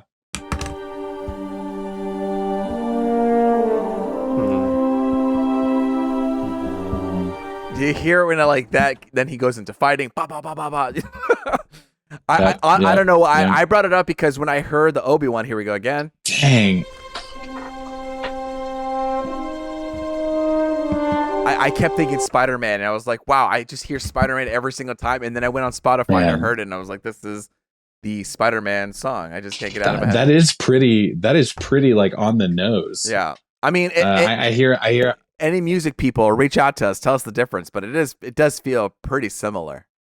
Like I'm getting a vibe. I will say this, just going back to my original thought, I do get the Star Wars and Harry Potter themes mixed up a lot. So, and I'm not the music composer guy. Well, no, I remember listening to like Ray's theme music and other like during the sequels, and it reminded me of Harry Potter as well. Or also, and sometimes it reminded me of Home Alone. Yeah. Oh, because of okay. I mean, John Williams just tone. used a lot of kind of bells and like Home Alone sounds there are points in Home Alone that sound very similar to Hook and Hook to Harry Potter. Like, right. Yeah, all of that shit. Anyway, I just wanted to. Ed, let me say this. Yeah, what's up, Ed? I'm just saying, if we're about to get into spoiler alert, the "What are we into?" category. Yeah. Can you go pee real quick before I get started this week?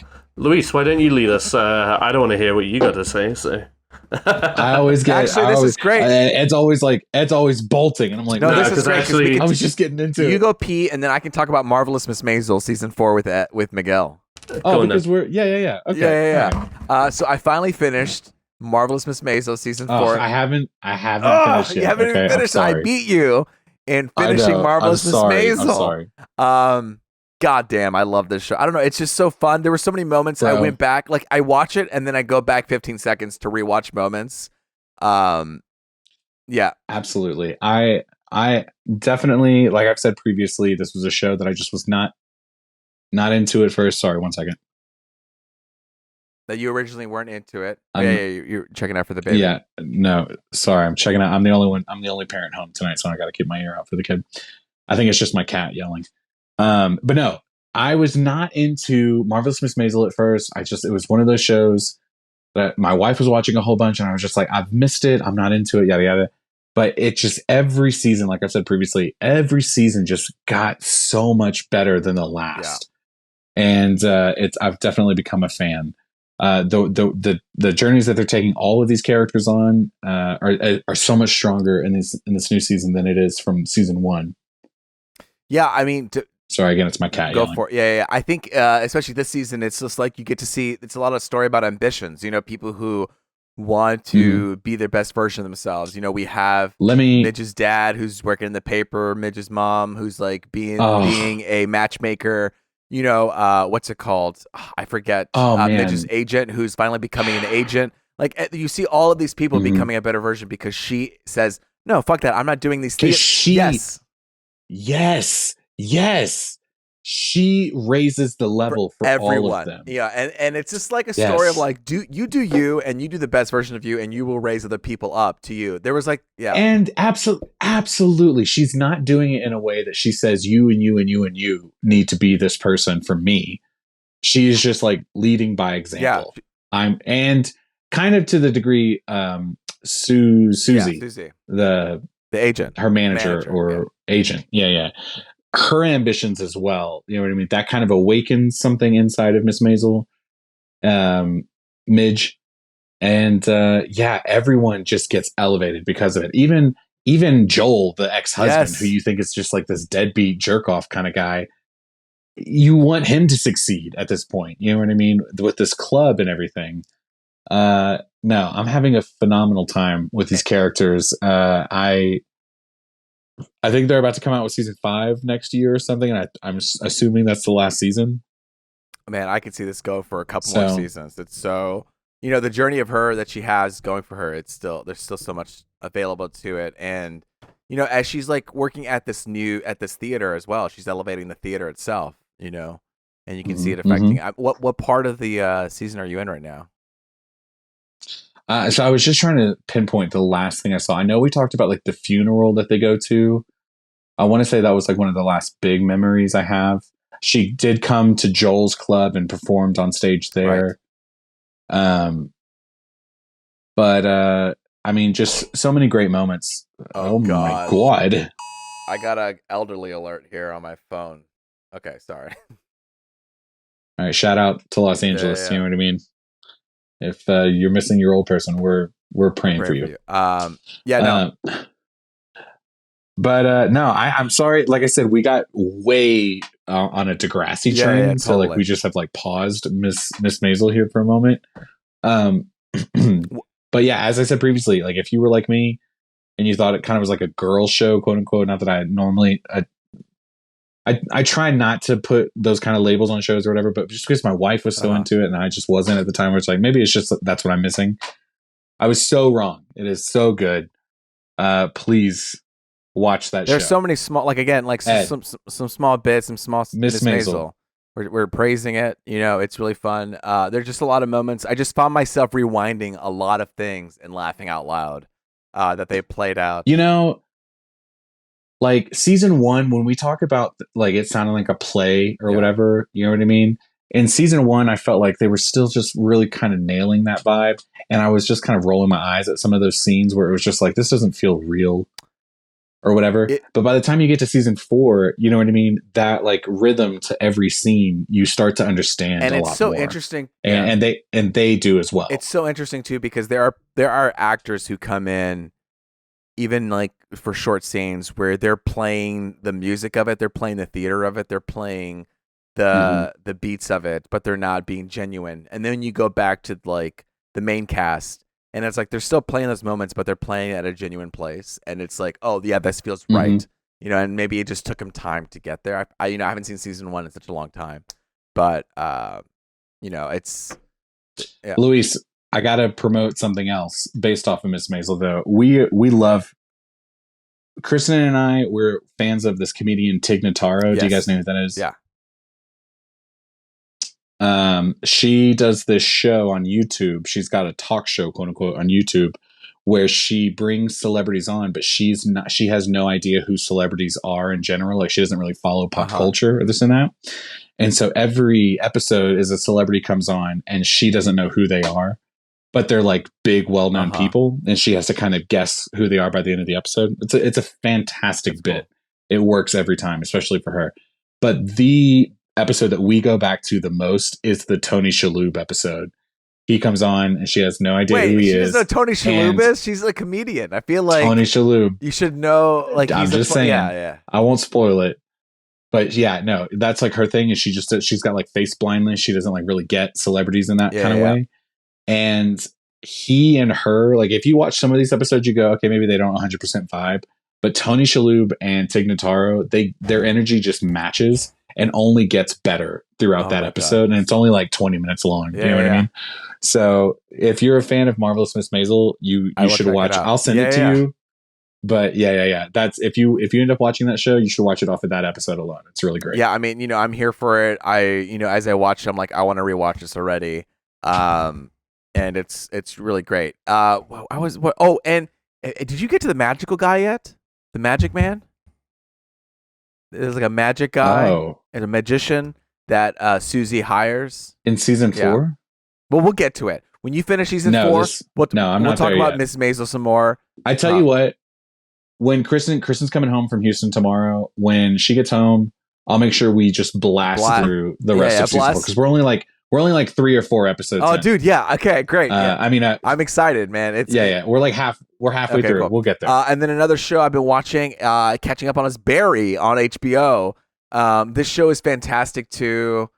It plays a lot of ridiculous situations in very straight-laced ways. So they do a really great job of tone. They do 2 great things that I love about the show. One, the performances are great. 2, the tone, the way they're able to play things straight, but also have ridiculous things play out in the background or things that they say that are ridiculous. It's kind of like the way that Wes Anderson does it, where like everyone says things straight and monotone, but the situation is kind of ridiculous. And Barry does the same thing too, where it's able to oscillate between this is a serious moment to kind of ridiculousness. And it does. I just feel like they raise the stakes so well, and that they do a good job of doing, well, if this is true, then this must also be true, you know? And I think Bill Hader being like in the improv world, he could see it in the writing where it's like, well, if that happened, then we have to move on forward into this thing.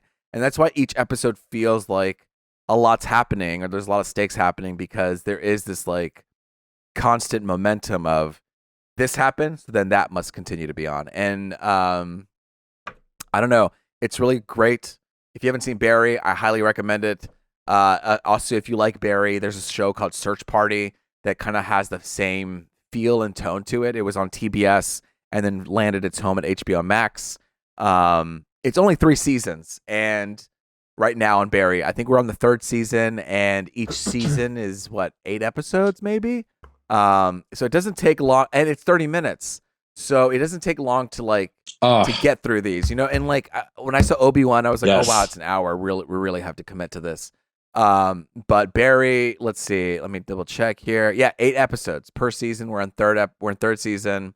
It's about, if you don't know what Barry is, it's about a serial killer who becomes an actor and has to cope with leaving behind the serial killer life, but he's unable to escape it. And so, it's really good. And then, am I watching anything else? Oh, and I watched Assembled, the making of Moon Knight. Okay, so one gripe I have here about the Assembled, it used to be on Disney Plus. You can go to the Assembled and you can see all the episodes of the season. So it had Black Widow, Shang-Chi, and all these things in one season. And now they make it more difficult where they're divided into their own shows. Movies. Do you know what I mean? If you want to search for Assembled, there's Assembled Moon Knight. Now you have Assembled Eternals, subcategories. instead of it all being under the flag of Assembled TV show. Anyway, that's just a gripe that I have. It was really cool. I think the things I like about this is because it sells the fact on why I like Marvel, in the sense where they're a big studio, they're a big blockbuster place, but they really do try to shoot for the moon, and they really do try to let the creatives take as much reign as they possibly can. I think we've seen blockbusters in the past where people skirt corners, that they skirt, storytelling just to make a cool moment. Sure, they're doing it. Sure, they're by Disney, but I think that you can really feel how everyone creatively is really putting their best foot forward. When they did the table reads, they were saying how it was an open discussion. People were like, well, how does this work? Let's open the hood. Why is this person doing this? Why is this person doing that? Everyone kind of got to discuss that. If you watch the WandaVision Assembled episode, the behind the scenes of WandaVision, even to the point when they were doing the live audience taping of the beginning, like the 60s and 50s version, when they were setting that up, they got chairs to imitate what it was in the 50s. You know what I mean? Just the tiny detail of we want the chairs to be similar. We want the space to be similar. We want the cameras to be similar. It's not just someone who says, it's not just a paycheck where oh, let's just throw it together. People will come no matter what.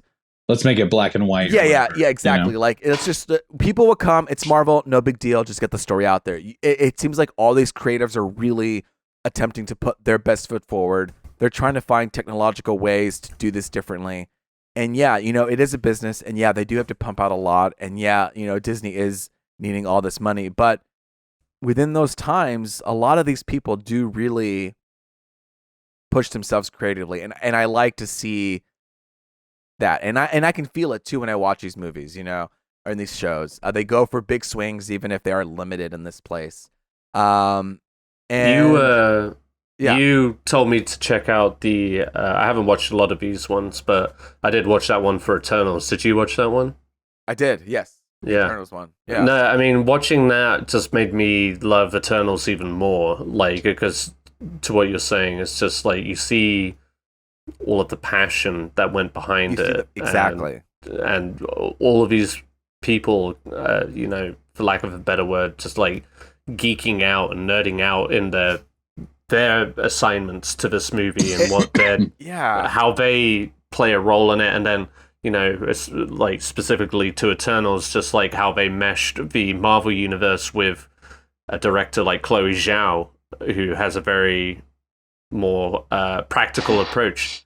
That sounded like a fart. It's my chair. Sorry, it's my chair. I'm moving and grooving. I should have kept it muted. Sorry. But anyway, so I do want to. I almost watched that. The Moon Knight one. Today, after you said you had watched it, I just ran out of time. But having watched that one for Eternals, I definitely want to dive into more of them, because it's nice to get that kind of insight to these for sure. I will say you're mentioning Eternals just real quick. I'm so late to the game. Luis, you're always really good about like picking up on themes and shit like that, on like the overarching storylines. And sometimes I'm like, oh yeah, that's totally how they set that up. You know what I mean? It just dawned on me today that like Eternals is setting up in a way Galacticus. Yeah. You know what I mean? These like gods or whatever that like celestials. You know what I mean? That's like this big sentient creature in space running around or whatever. And like that's exactly what Galacticus is going to be, like this big giant thing. And I don't know why it took me so long to put that two and two together. I was like, oh, this is their little breadcrumb to get us to that point later down the road. No, it's exciting. It's, you know, hey, that's why we do this podcast. I feel like we all share things insight that no one else sees. And I get it from you guys all the time. And I love, just like, this is why we do it, right? I mean, this is why we nerd out and we like, you talk about your favorite thing and then that gets me excited, and you talk about your favorite thing that gets me excited. Yes. You know, I'm just, it's fun when, that's why I like Marvel so much, is like these like-minded people who like, yeah, this is a business and yeah, we have to do this, but they're still finding a way to make this fun and doing the best they can. Even if they don't succeed every time, you know that there's passion being pulled that is behind it, you know, unlike other blockbuster where they're like, we're doing this because I don't know, the market, you know, we're gearing this towards teenagers from 15 to 25, and they're interested in this thing and they're interested in this, and algorithmically they like this thing, and so we're forcing this plot to fit this, and you know, we don't have the budget for that, so we're gonna, you know, skimp out on all these things. It's all very business forward, and I think Marvel does this balance of like, we're business, but we're also trying to get new voices, and we're trying to push, like, you know, innovate as much as we can in this space. And that's why I'm always, you know, into Marvel stuff. But that's what I've been into. Now that Ed is back, I'm interested in what Miguel's into. I want to hear what he has to say about his topics. Okay. All right. So I'm going to just real quick just mention that I am playing Jedi Fallen Order, simply because they just announced that new game a couple days ago. I had a good time playing it, even though I didn't finish it. It was just because I got sidetracked. It wasn't because I hated the game or anything. So I'm really looking forward to like fulfilling this run through, playing it, having a good time. I really want you to finish it. I want you to finish it so you can talk about it. I do, Luis. I feel like you were trying not to say something earlier. Like I do know one of the bigger spoilers towards the end of the game already. But that doesn't mean I'm not looking forward to playing and getting to the end of it just as much. So I'm having a good time. I'm going to keep playing it. Real quick, a couple of nitpicky things. The biggest nitpicky thing that I absolutely hate about video games that do this is I hate when you can't skip a cutscene, especially when you've already played through the story once already. You know what I mean?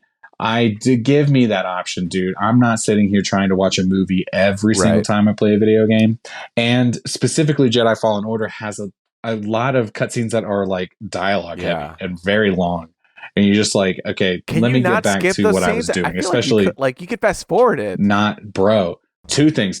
You cannot skip a cutscene, and there's no fast travel. So like I was in a level earlier where I had to run around for like an hour just trying to figure out how to get out of the level. Like there's like the and all they wanted me to do was go back to my ship, and it was just like, if I just want to go back to my ship, I should just be able to hit a button and go back to my ship. Is it the rocky terrain? Is it the rocky terrain one? Yeah, yes, dude, I got lost. That cave. I got lost now so many times. And did that like add something to the story for me? No, it didn't. It just made it very frustrating. You know what I mean? So, like, you know what I mean? I felt like Ed playing that level of God of War, you know what I mean? All those years ago, where you just are running around. Oh, in the dust, you're in the sandstorm. Is that what it was, Ed? You got stuck? Yes. Yep. I definitely YouTubed how to get out of this level today. You know what I mean? Absolutely. And, I got lost there a lot. But as far as like I was saying earlier, I got the double lightsaber. That was actually super easy. I went to a level that you're not really supposed to go to early on in the game, so it was difficult. Yeah, it was difficult. Like bad guy wise, it was kind of hard to fight all of those. But like the path to get from the start of that level to the double-sided lightsaber was actually super straightforward. And all of a sudden you're there, you get it, and it's not like this big level you have to complete to get it. You just get it. And that was a ton of fun. That was like IGN did like these are the things you have to do before you play, and I was like, okay, sure. And I followed that. I was like, holy shit, that's like super useful. Like I went there and got it done. Yes, and it's not just like an aesthetic thing. Like it changes the combat a little bit. Like you become instantly without having to upgrade so hard. You become better at blocking, and you've got more room to attack. No, I'm having a good time with the game. I'm looking forward to finishing it, especially because the sequel was announced, and I'm kind of hoping that the sequel is going to take my nitpicky complaints and like make them better. Right. But I don't want to talk about Jedi Fallen Order, you guys. I want to talk about, and we've already gone a little long, so I'm going to keep this concise because I'm hoping maybe you guys will watch the movie too. Today, Memorial Weekend just happened, and today I had a free day at Kristen's in Houston, and my boys at daycare. So, like, I treated myself to go see Top Gun Maverick, you guys. And let me tell you, I texted you guys this earlier, but I had the stupidest grin across my face when I left the theater. It is when they tell you this is the summer blockbuster to see, when they tell you that it doesn't push any sort of message one way or the other. Not that I have a problem with that. It comes at you and it says, we're a Top Gun sequel, and this is exactly what we're giving you. And when you might look at that and you go, that's so lazy, like I just don't want more of the same. They just seem to really understand what worked and how they needed to improve upon with like new technology. Yeah. It felt like, okay, I'm in this fucking plane right now. I'm dodging, I'm diving. Yeah. You know what I mean? Like I was in my car going like, whoosh, whoosh on the way home. That's the best feeling coming out of a theater and you feel like you're in the movie still, Yes. Yeah. And say whatever you want to say about Tom Cruise, yada, yada. I understand. But like the idea, like side note, before I watched this movie, I saw a clip of Miles Teller a month ago promoting, he's doing that Godfather show on Paramount Plus, but he was also promoting Top Gun on Jimmy Kimmel. And Jimmy Kimmel was like, the last time I saw you was 3 years ago and you had just finished shooting Top Gun. And that blew my mind that, especially during the pandemic when there were so many movies, Tenet got thrown on HBO Max like super quick. You know what I'm saying? And Christopher Nolan was real pissed about that. And Tom Cruise was like, no, we're not putting this movie on streaming. It has to be seen in theaters. And it absolutely had to. You know what I mean? There were several moments where I couldn't believe that I didn't really give a shit about Top Gun, the first movie, but something about this movie I was super invested in. And some of these really cool shots. And when they do things like when you step back and you analyze the movie from start to finish, you might go, yes, that's a trope. Yes, that's cliche. Yes, that's been done before. But because they just like so meticulously put this movie together and like cared for it, it felt like, okay, like when you have like a slice of original cheesecake, you know what I mean? And it's just delicious. You know what I mean?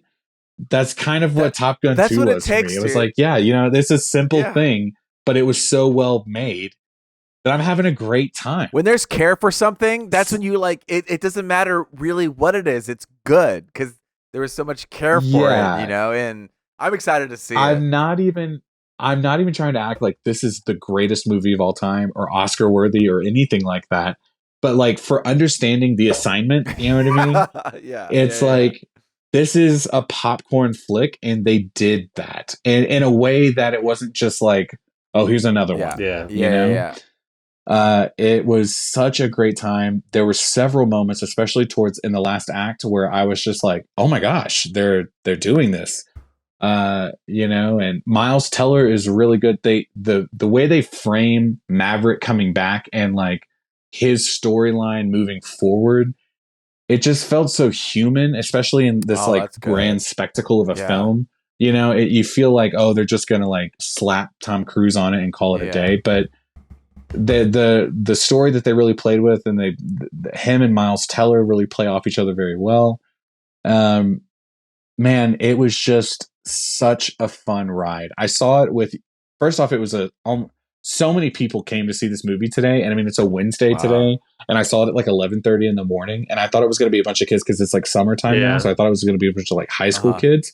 You would not believe how many old people were in that theater with me. I mean, and there was something that I was missing about not only the theater experience, but like sitting down with like an older crowd, the way they even just react to things is so much more snickering and like, you know what I mean? I was just like, damn, all these old people having a good time. Right? I'm having a good time That's too. Good. Like the lady next to me, she clapped at the end. No one else clapped, Hell but she yeah, did. I And I was love just like, yeah, I'm having a great time too, lady. Like I'm vibing with you right now. Now, here is my problem. And Luis, I have to say, this was just one of those situations where I'm chalking it up to it didn't work out today. Okay. But I would have absolutely have done it again a million times over. So I chose specifically to see this movie in Dolby Cinema as opposed to IMAX, which my initial gut reaction was, I want to see this in IMAX because it's like big screen action. But we just had, you really convinced us with this Dolby Cinema recently. And I was just like, man, this is the way to go. And let me tell you, visually, it was beautiful. But I think the theater that I was in today, they thought, oh, not only is it Dolby and the sound is supposed to be very crystal clear and beautiful and this and that, which I think when I saw the Batman recently, it was. I think because they saw Top Gun, they decided to like crank it up to 11. Oh, shit. You know what I mean? Yeah. And bro, when I tell you my ears were killing me just like coming from the previews into the beginning of the movie. You know what I mean? I was like, oh my God, I literally had to, I didn't know how I was going to get through the movie at first. And especially with all these old people, I couldn't believe no one complained. Because they're deaf. But it was so, that makes sense. But I was on my way to deafness. Like my ears were literally hurting at the beginning of this movie that I had to pull out my AirPods, and I put my AirPods in. Did you really? And I disconnected them or whatever. Yeah, you know, and even with like that noise canceling, it was like the perfect level of volume for me. And I was blown away by that because that was not how I wanted to experience the movie. Yeah. I've never said I need to pull out my headphones. It made me feel very old. You know what I mean? Like I'm trying to keep my hearing in check. Yeah. But once I like found that balance, then I could all of a sudden enjoy the movie a little bit more. Because I was not about to sit through that 2-hour movie with your ears. You know what I mean? Like being like blasted. You know what I mean? Because I'm trying to enjoy it. Like I came to see this movie. Where were you sitting in the theater? In the back, in the middle, in the front, like on the side? I was right. Like, I'm curious. I was as close to the middle as I could be, as far as like the rows go. But I was a little more in the front. So like, I think the very front row on the very first row is A. Yeah. And I was on E. Okay. You know what I mean? So I was like 1, 2, 3, 4, 5, 6 or whatever. Which to me is a really sweet spot. I know some people really like center and some people like center back. But to me, I like a nice front center. Ed, and so I was having a good time. I know Ed's particular about his seating too. Are you a center? You like the king seat? I think Ed's a center. Yeah, depending on the movie, I guess too. If say it's like a Marvel movie, might take a few extra rows back because I know it's going to be a lot of CGI fuckery happening and a lot going on screen. But yeah, center, maybe midway, maybe a little closer, so I can just like be overwhelmed, immerse myself. Yeah, not overwhelmingly, just like nothing is distracting me. All I see is the peripherals screen. Are checked. Yeah. Yes, but not to a point where they're strained. Like if you were in the front row or something like that.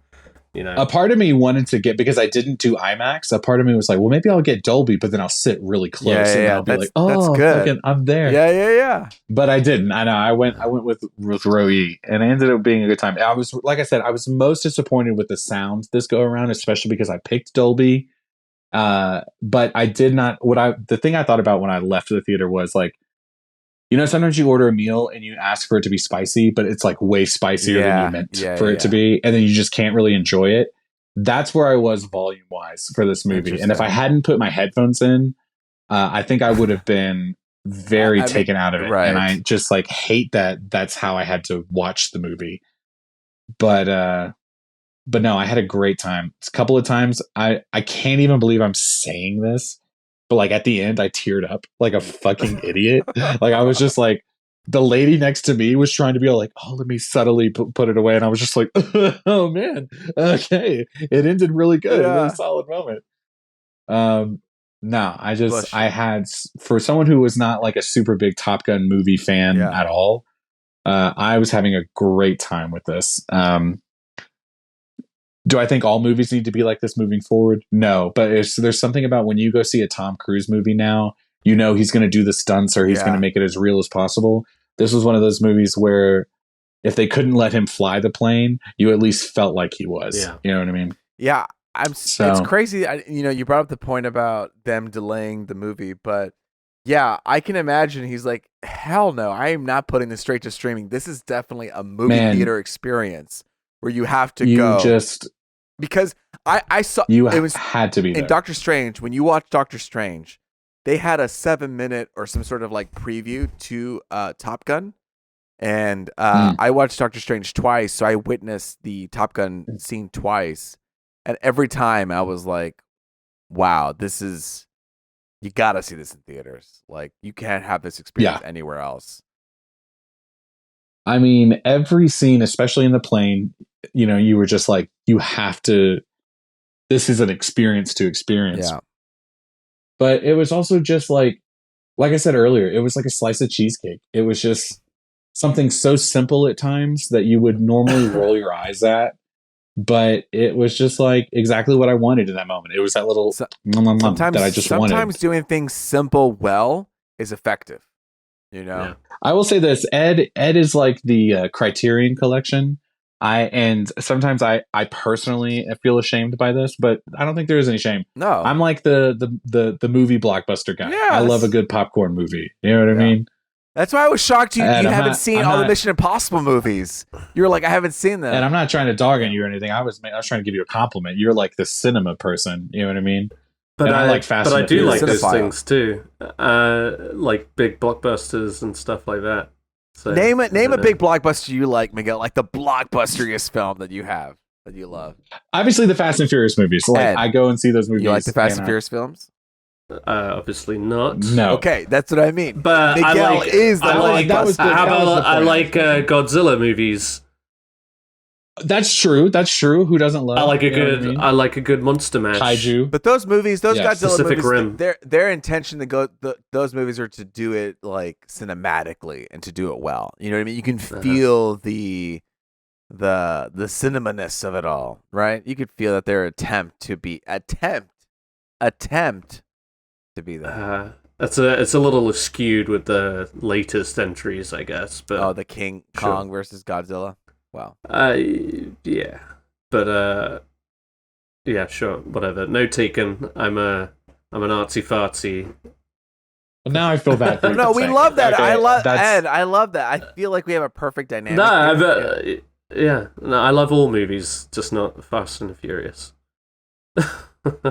And listen, they're trash. Yeah. I get it. You know what I mean? And the one I'm going to talk about. I know. I'm interested to hear what Ed has to say about this next movie. I'm sure it's going to be fantastic. The Criterion movie. If this one made its way into the Criterion Collection, I would cancel my subscription. Super interested about this because I didn't see this movie and I don't know if what's going on. It's just like it was nearly 5 years since The Crime of Grindelwald came out, maybe a little less than that. That's a long time. Yeah, this franchise could not be any less relevant or exciting. It is just like I was apprehensive going into this because I didn't care for the second one. Didn't really care for the first one, to be perfectly honest. And man, this has really just gone off the rails. To be specific, it was a fantastic beats. The Secrets of Dumbledore. I don't know if we said that already, but how bad could it have been? How bad could it have been? What happened? It's just very so. I mean, whether you can or cannot remember where the second movie left off, it clearly doesn't matter. The story and the direction of these movies is so unfocused and unclear and uninteresting to boot. You just find yourself watching these things happen, but either not knowing why or not caring. I have lost. Like they can pull some of the greatest actors. They've got Jude Law playing Dumbledore. They've got Matt Mikkelsen now playing Grindelwald. They had Eddie Redmayne was a huge part of this project coming into man. it. And all I can think is, like, man, I'd rather just see Eddie Redmayne just do some acting outside of the Fantastic Beasts universe, because, like, his character is completely pointless to the main plot that's driving this. And the fact that the whole plan of these movies was there's supposed to be 5 total, and we're on the 3rd one, and it is so, like, off the rails that like, there's just not a moment that I can recall in the last 3 movies where I was just like, oh, what a fantastic moment. You finally have, like, Grindelwald and Dumbledore facing off a little bit in this movie, which in any other movie franchise you would be excited to see. For instance, we just saw Obi-Wan and Darth Vader come together again. And this just fell flat. And a part of the reason, or a part of the problem, I believe, aside from just, like, an incredibly unfocused storyline, is that, and also just, like, this insistence that we have to keep introducing new characters that are of no consequence whatsoever. And we're supposed to care, but they just don't give you a reason to. Ezra Miller's character, who is, like, the core focus of the first movie, and at the twist at the end of the second movie, and I don't care if I'm spoiling it, but, like, he's supposed to be a relative or some descendant of Dumbledore, and they followed up with this movie, but his whole character is just pointless in this film. And, you know, I know Ezra Miller's been having a lot of issues lately, and I can see why if I had read this script and had to shoot this film. Because they just don't know what to do with any of these characters. Even Dumbledore to that extent. And frankly, Jude Law seems bored. Mad Mikkelsen doesn't seem overly... I mean, he doesn't really... I love Mads Mikkelsen, but he doesn't really offer anything new, and I don't think that's his fault necessarily. I just think that's just how this story is being played out. And a big part... Sorry, I was trying to say this earlier. I think that one of the biggest problems is that they've stuck to director David Yates for the last 6, 7 movies. For Harry Potter? Yeah, he took over the directing... in Order of the Phoenix, and frankly, in my opinion, and I feel like some people agree with this, some people might not, but, like, I think the Harry Potter movies were not ever as unique or as interesting as when, you know, before he came on to direct. He uses a very dark and grey and bland palette in all of these movies. It kind of takes the magic out of it. It's very grim. It's very unnecessary. And I know when you kind of cut through it, like, the Harry Potter books are very dark. They do go to some really dark places. However, there's also... This is all taking place within the world of magic. And they have definitely lost a sense of that. Not that then there isn't any magic involved, but rather just there's no sparkle to it. It's just like... all of these characters and all of these conflicts for the sake of conflict, and, like, at the end of at least the last 2 movies, it just felt like it wasn't, like, nothing was nothing in the story had taken a step further. Like, I know as a Harry Potter fan that there's supposed to be a grand, like, fierce duel between Grindelwald and Dumbledore, but if they keep chipping away at the momentum for that by just throwing in these pointless action scenes and stuff, it's not, like, by the time we get to that point, nobody's going to care, as so many people do not care about this franchise right now. I would be very surprised if the next 2 movies see the light of day. No, for sure not. I just think it's so far gone, and David Yates has just... it just feels very lazy and very uninspired, especially coming from the wizarding world.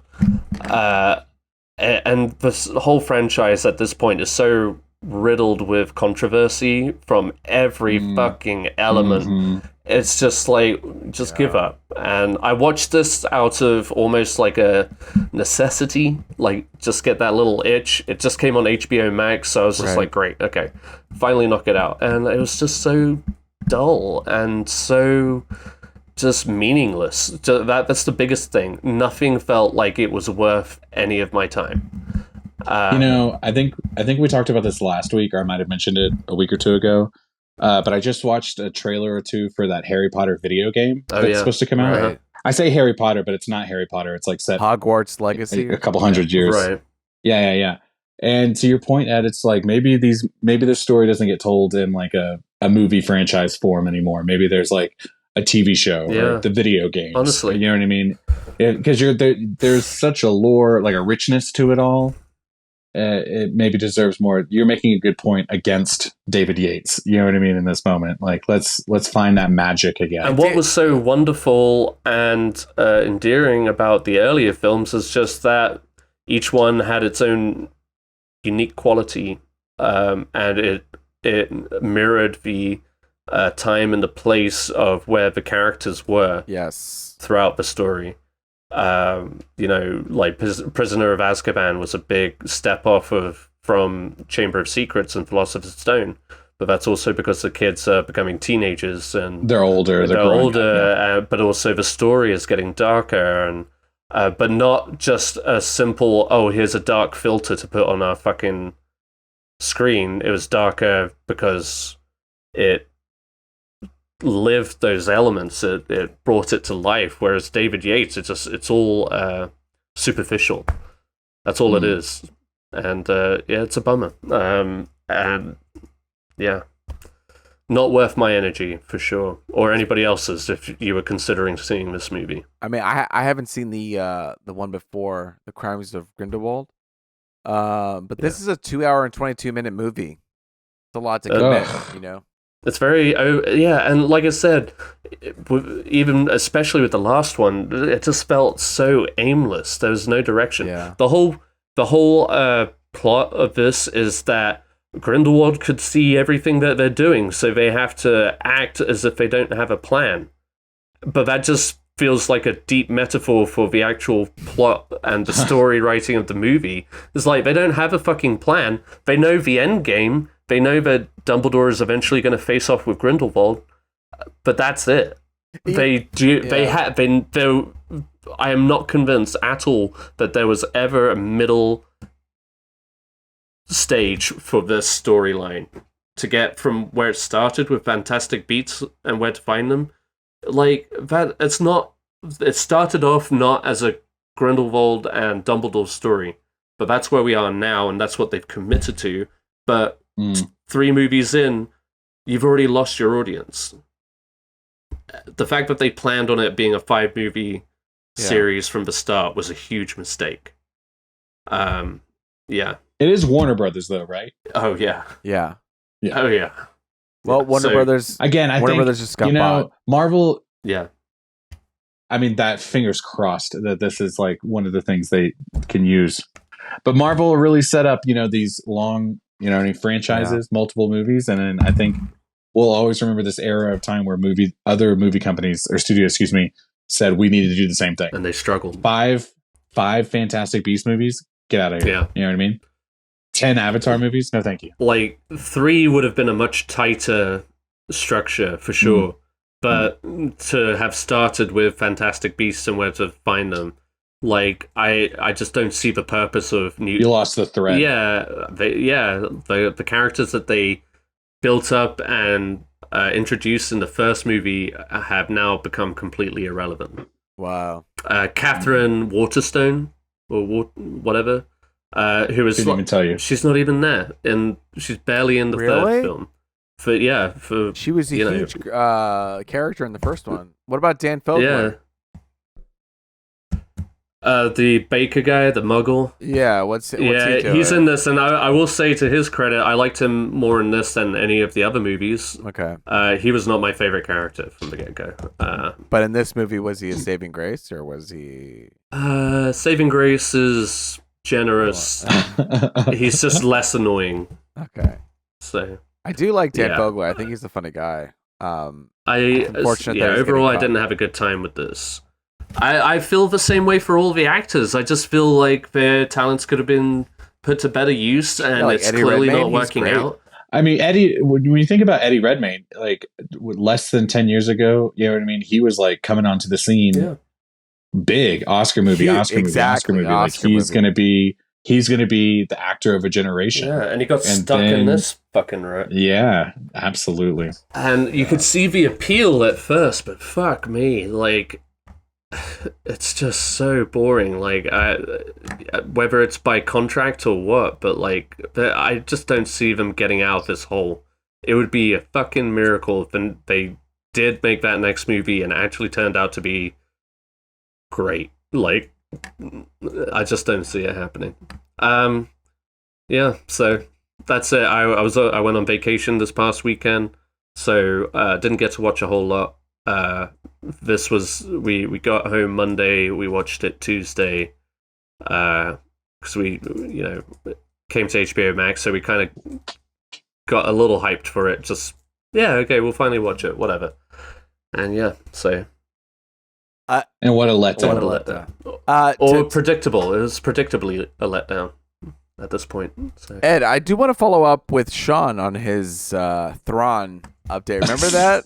Did he ever respond he said, about don't which one he text me liked? anymore. It's bedtime. Leave me alone. Perfect. No, he did respond. Hang on. What did he say? Which one did he prefer? Okay, so I asked any of those you'd recommend. I like them all pretty good. I think the older books are better. Got it. Okay. Sean is a man of few words, but he knows how to get his point across. Well, with those fantastical notes by Sean, I think it is time to bid adieu to our audience. We've done it long, we've done it well, but we have another one coming up next week. But hey, you know what? This has been Punch Drunk Nerd. I've been Luis Gonzalez, and with me has been, of course, Miguel Sanchez and Ed Ball. And until next week, later, Gators. Later, guys.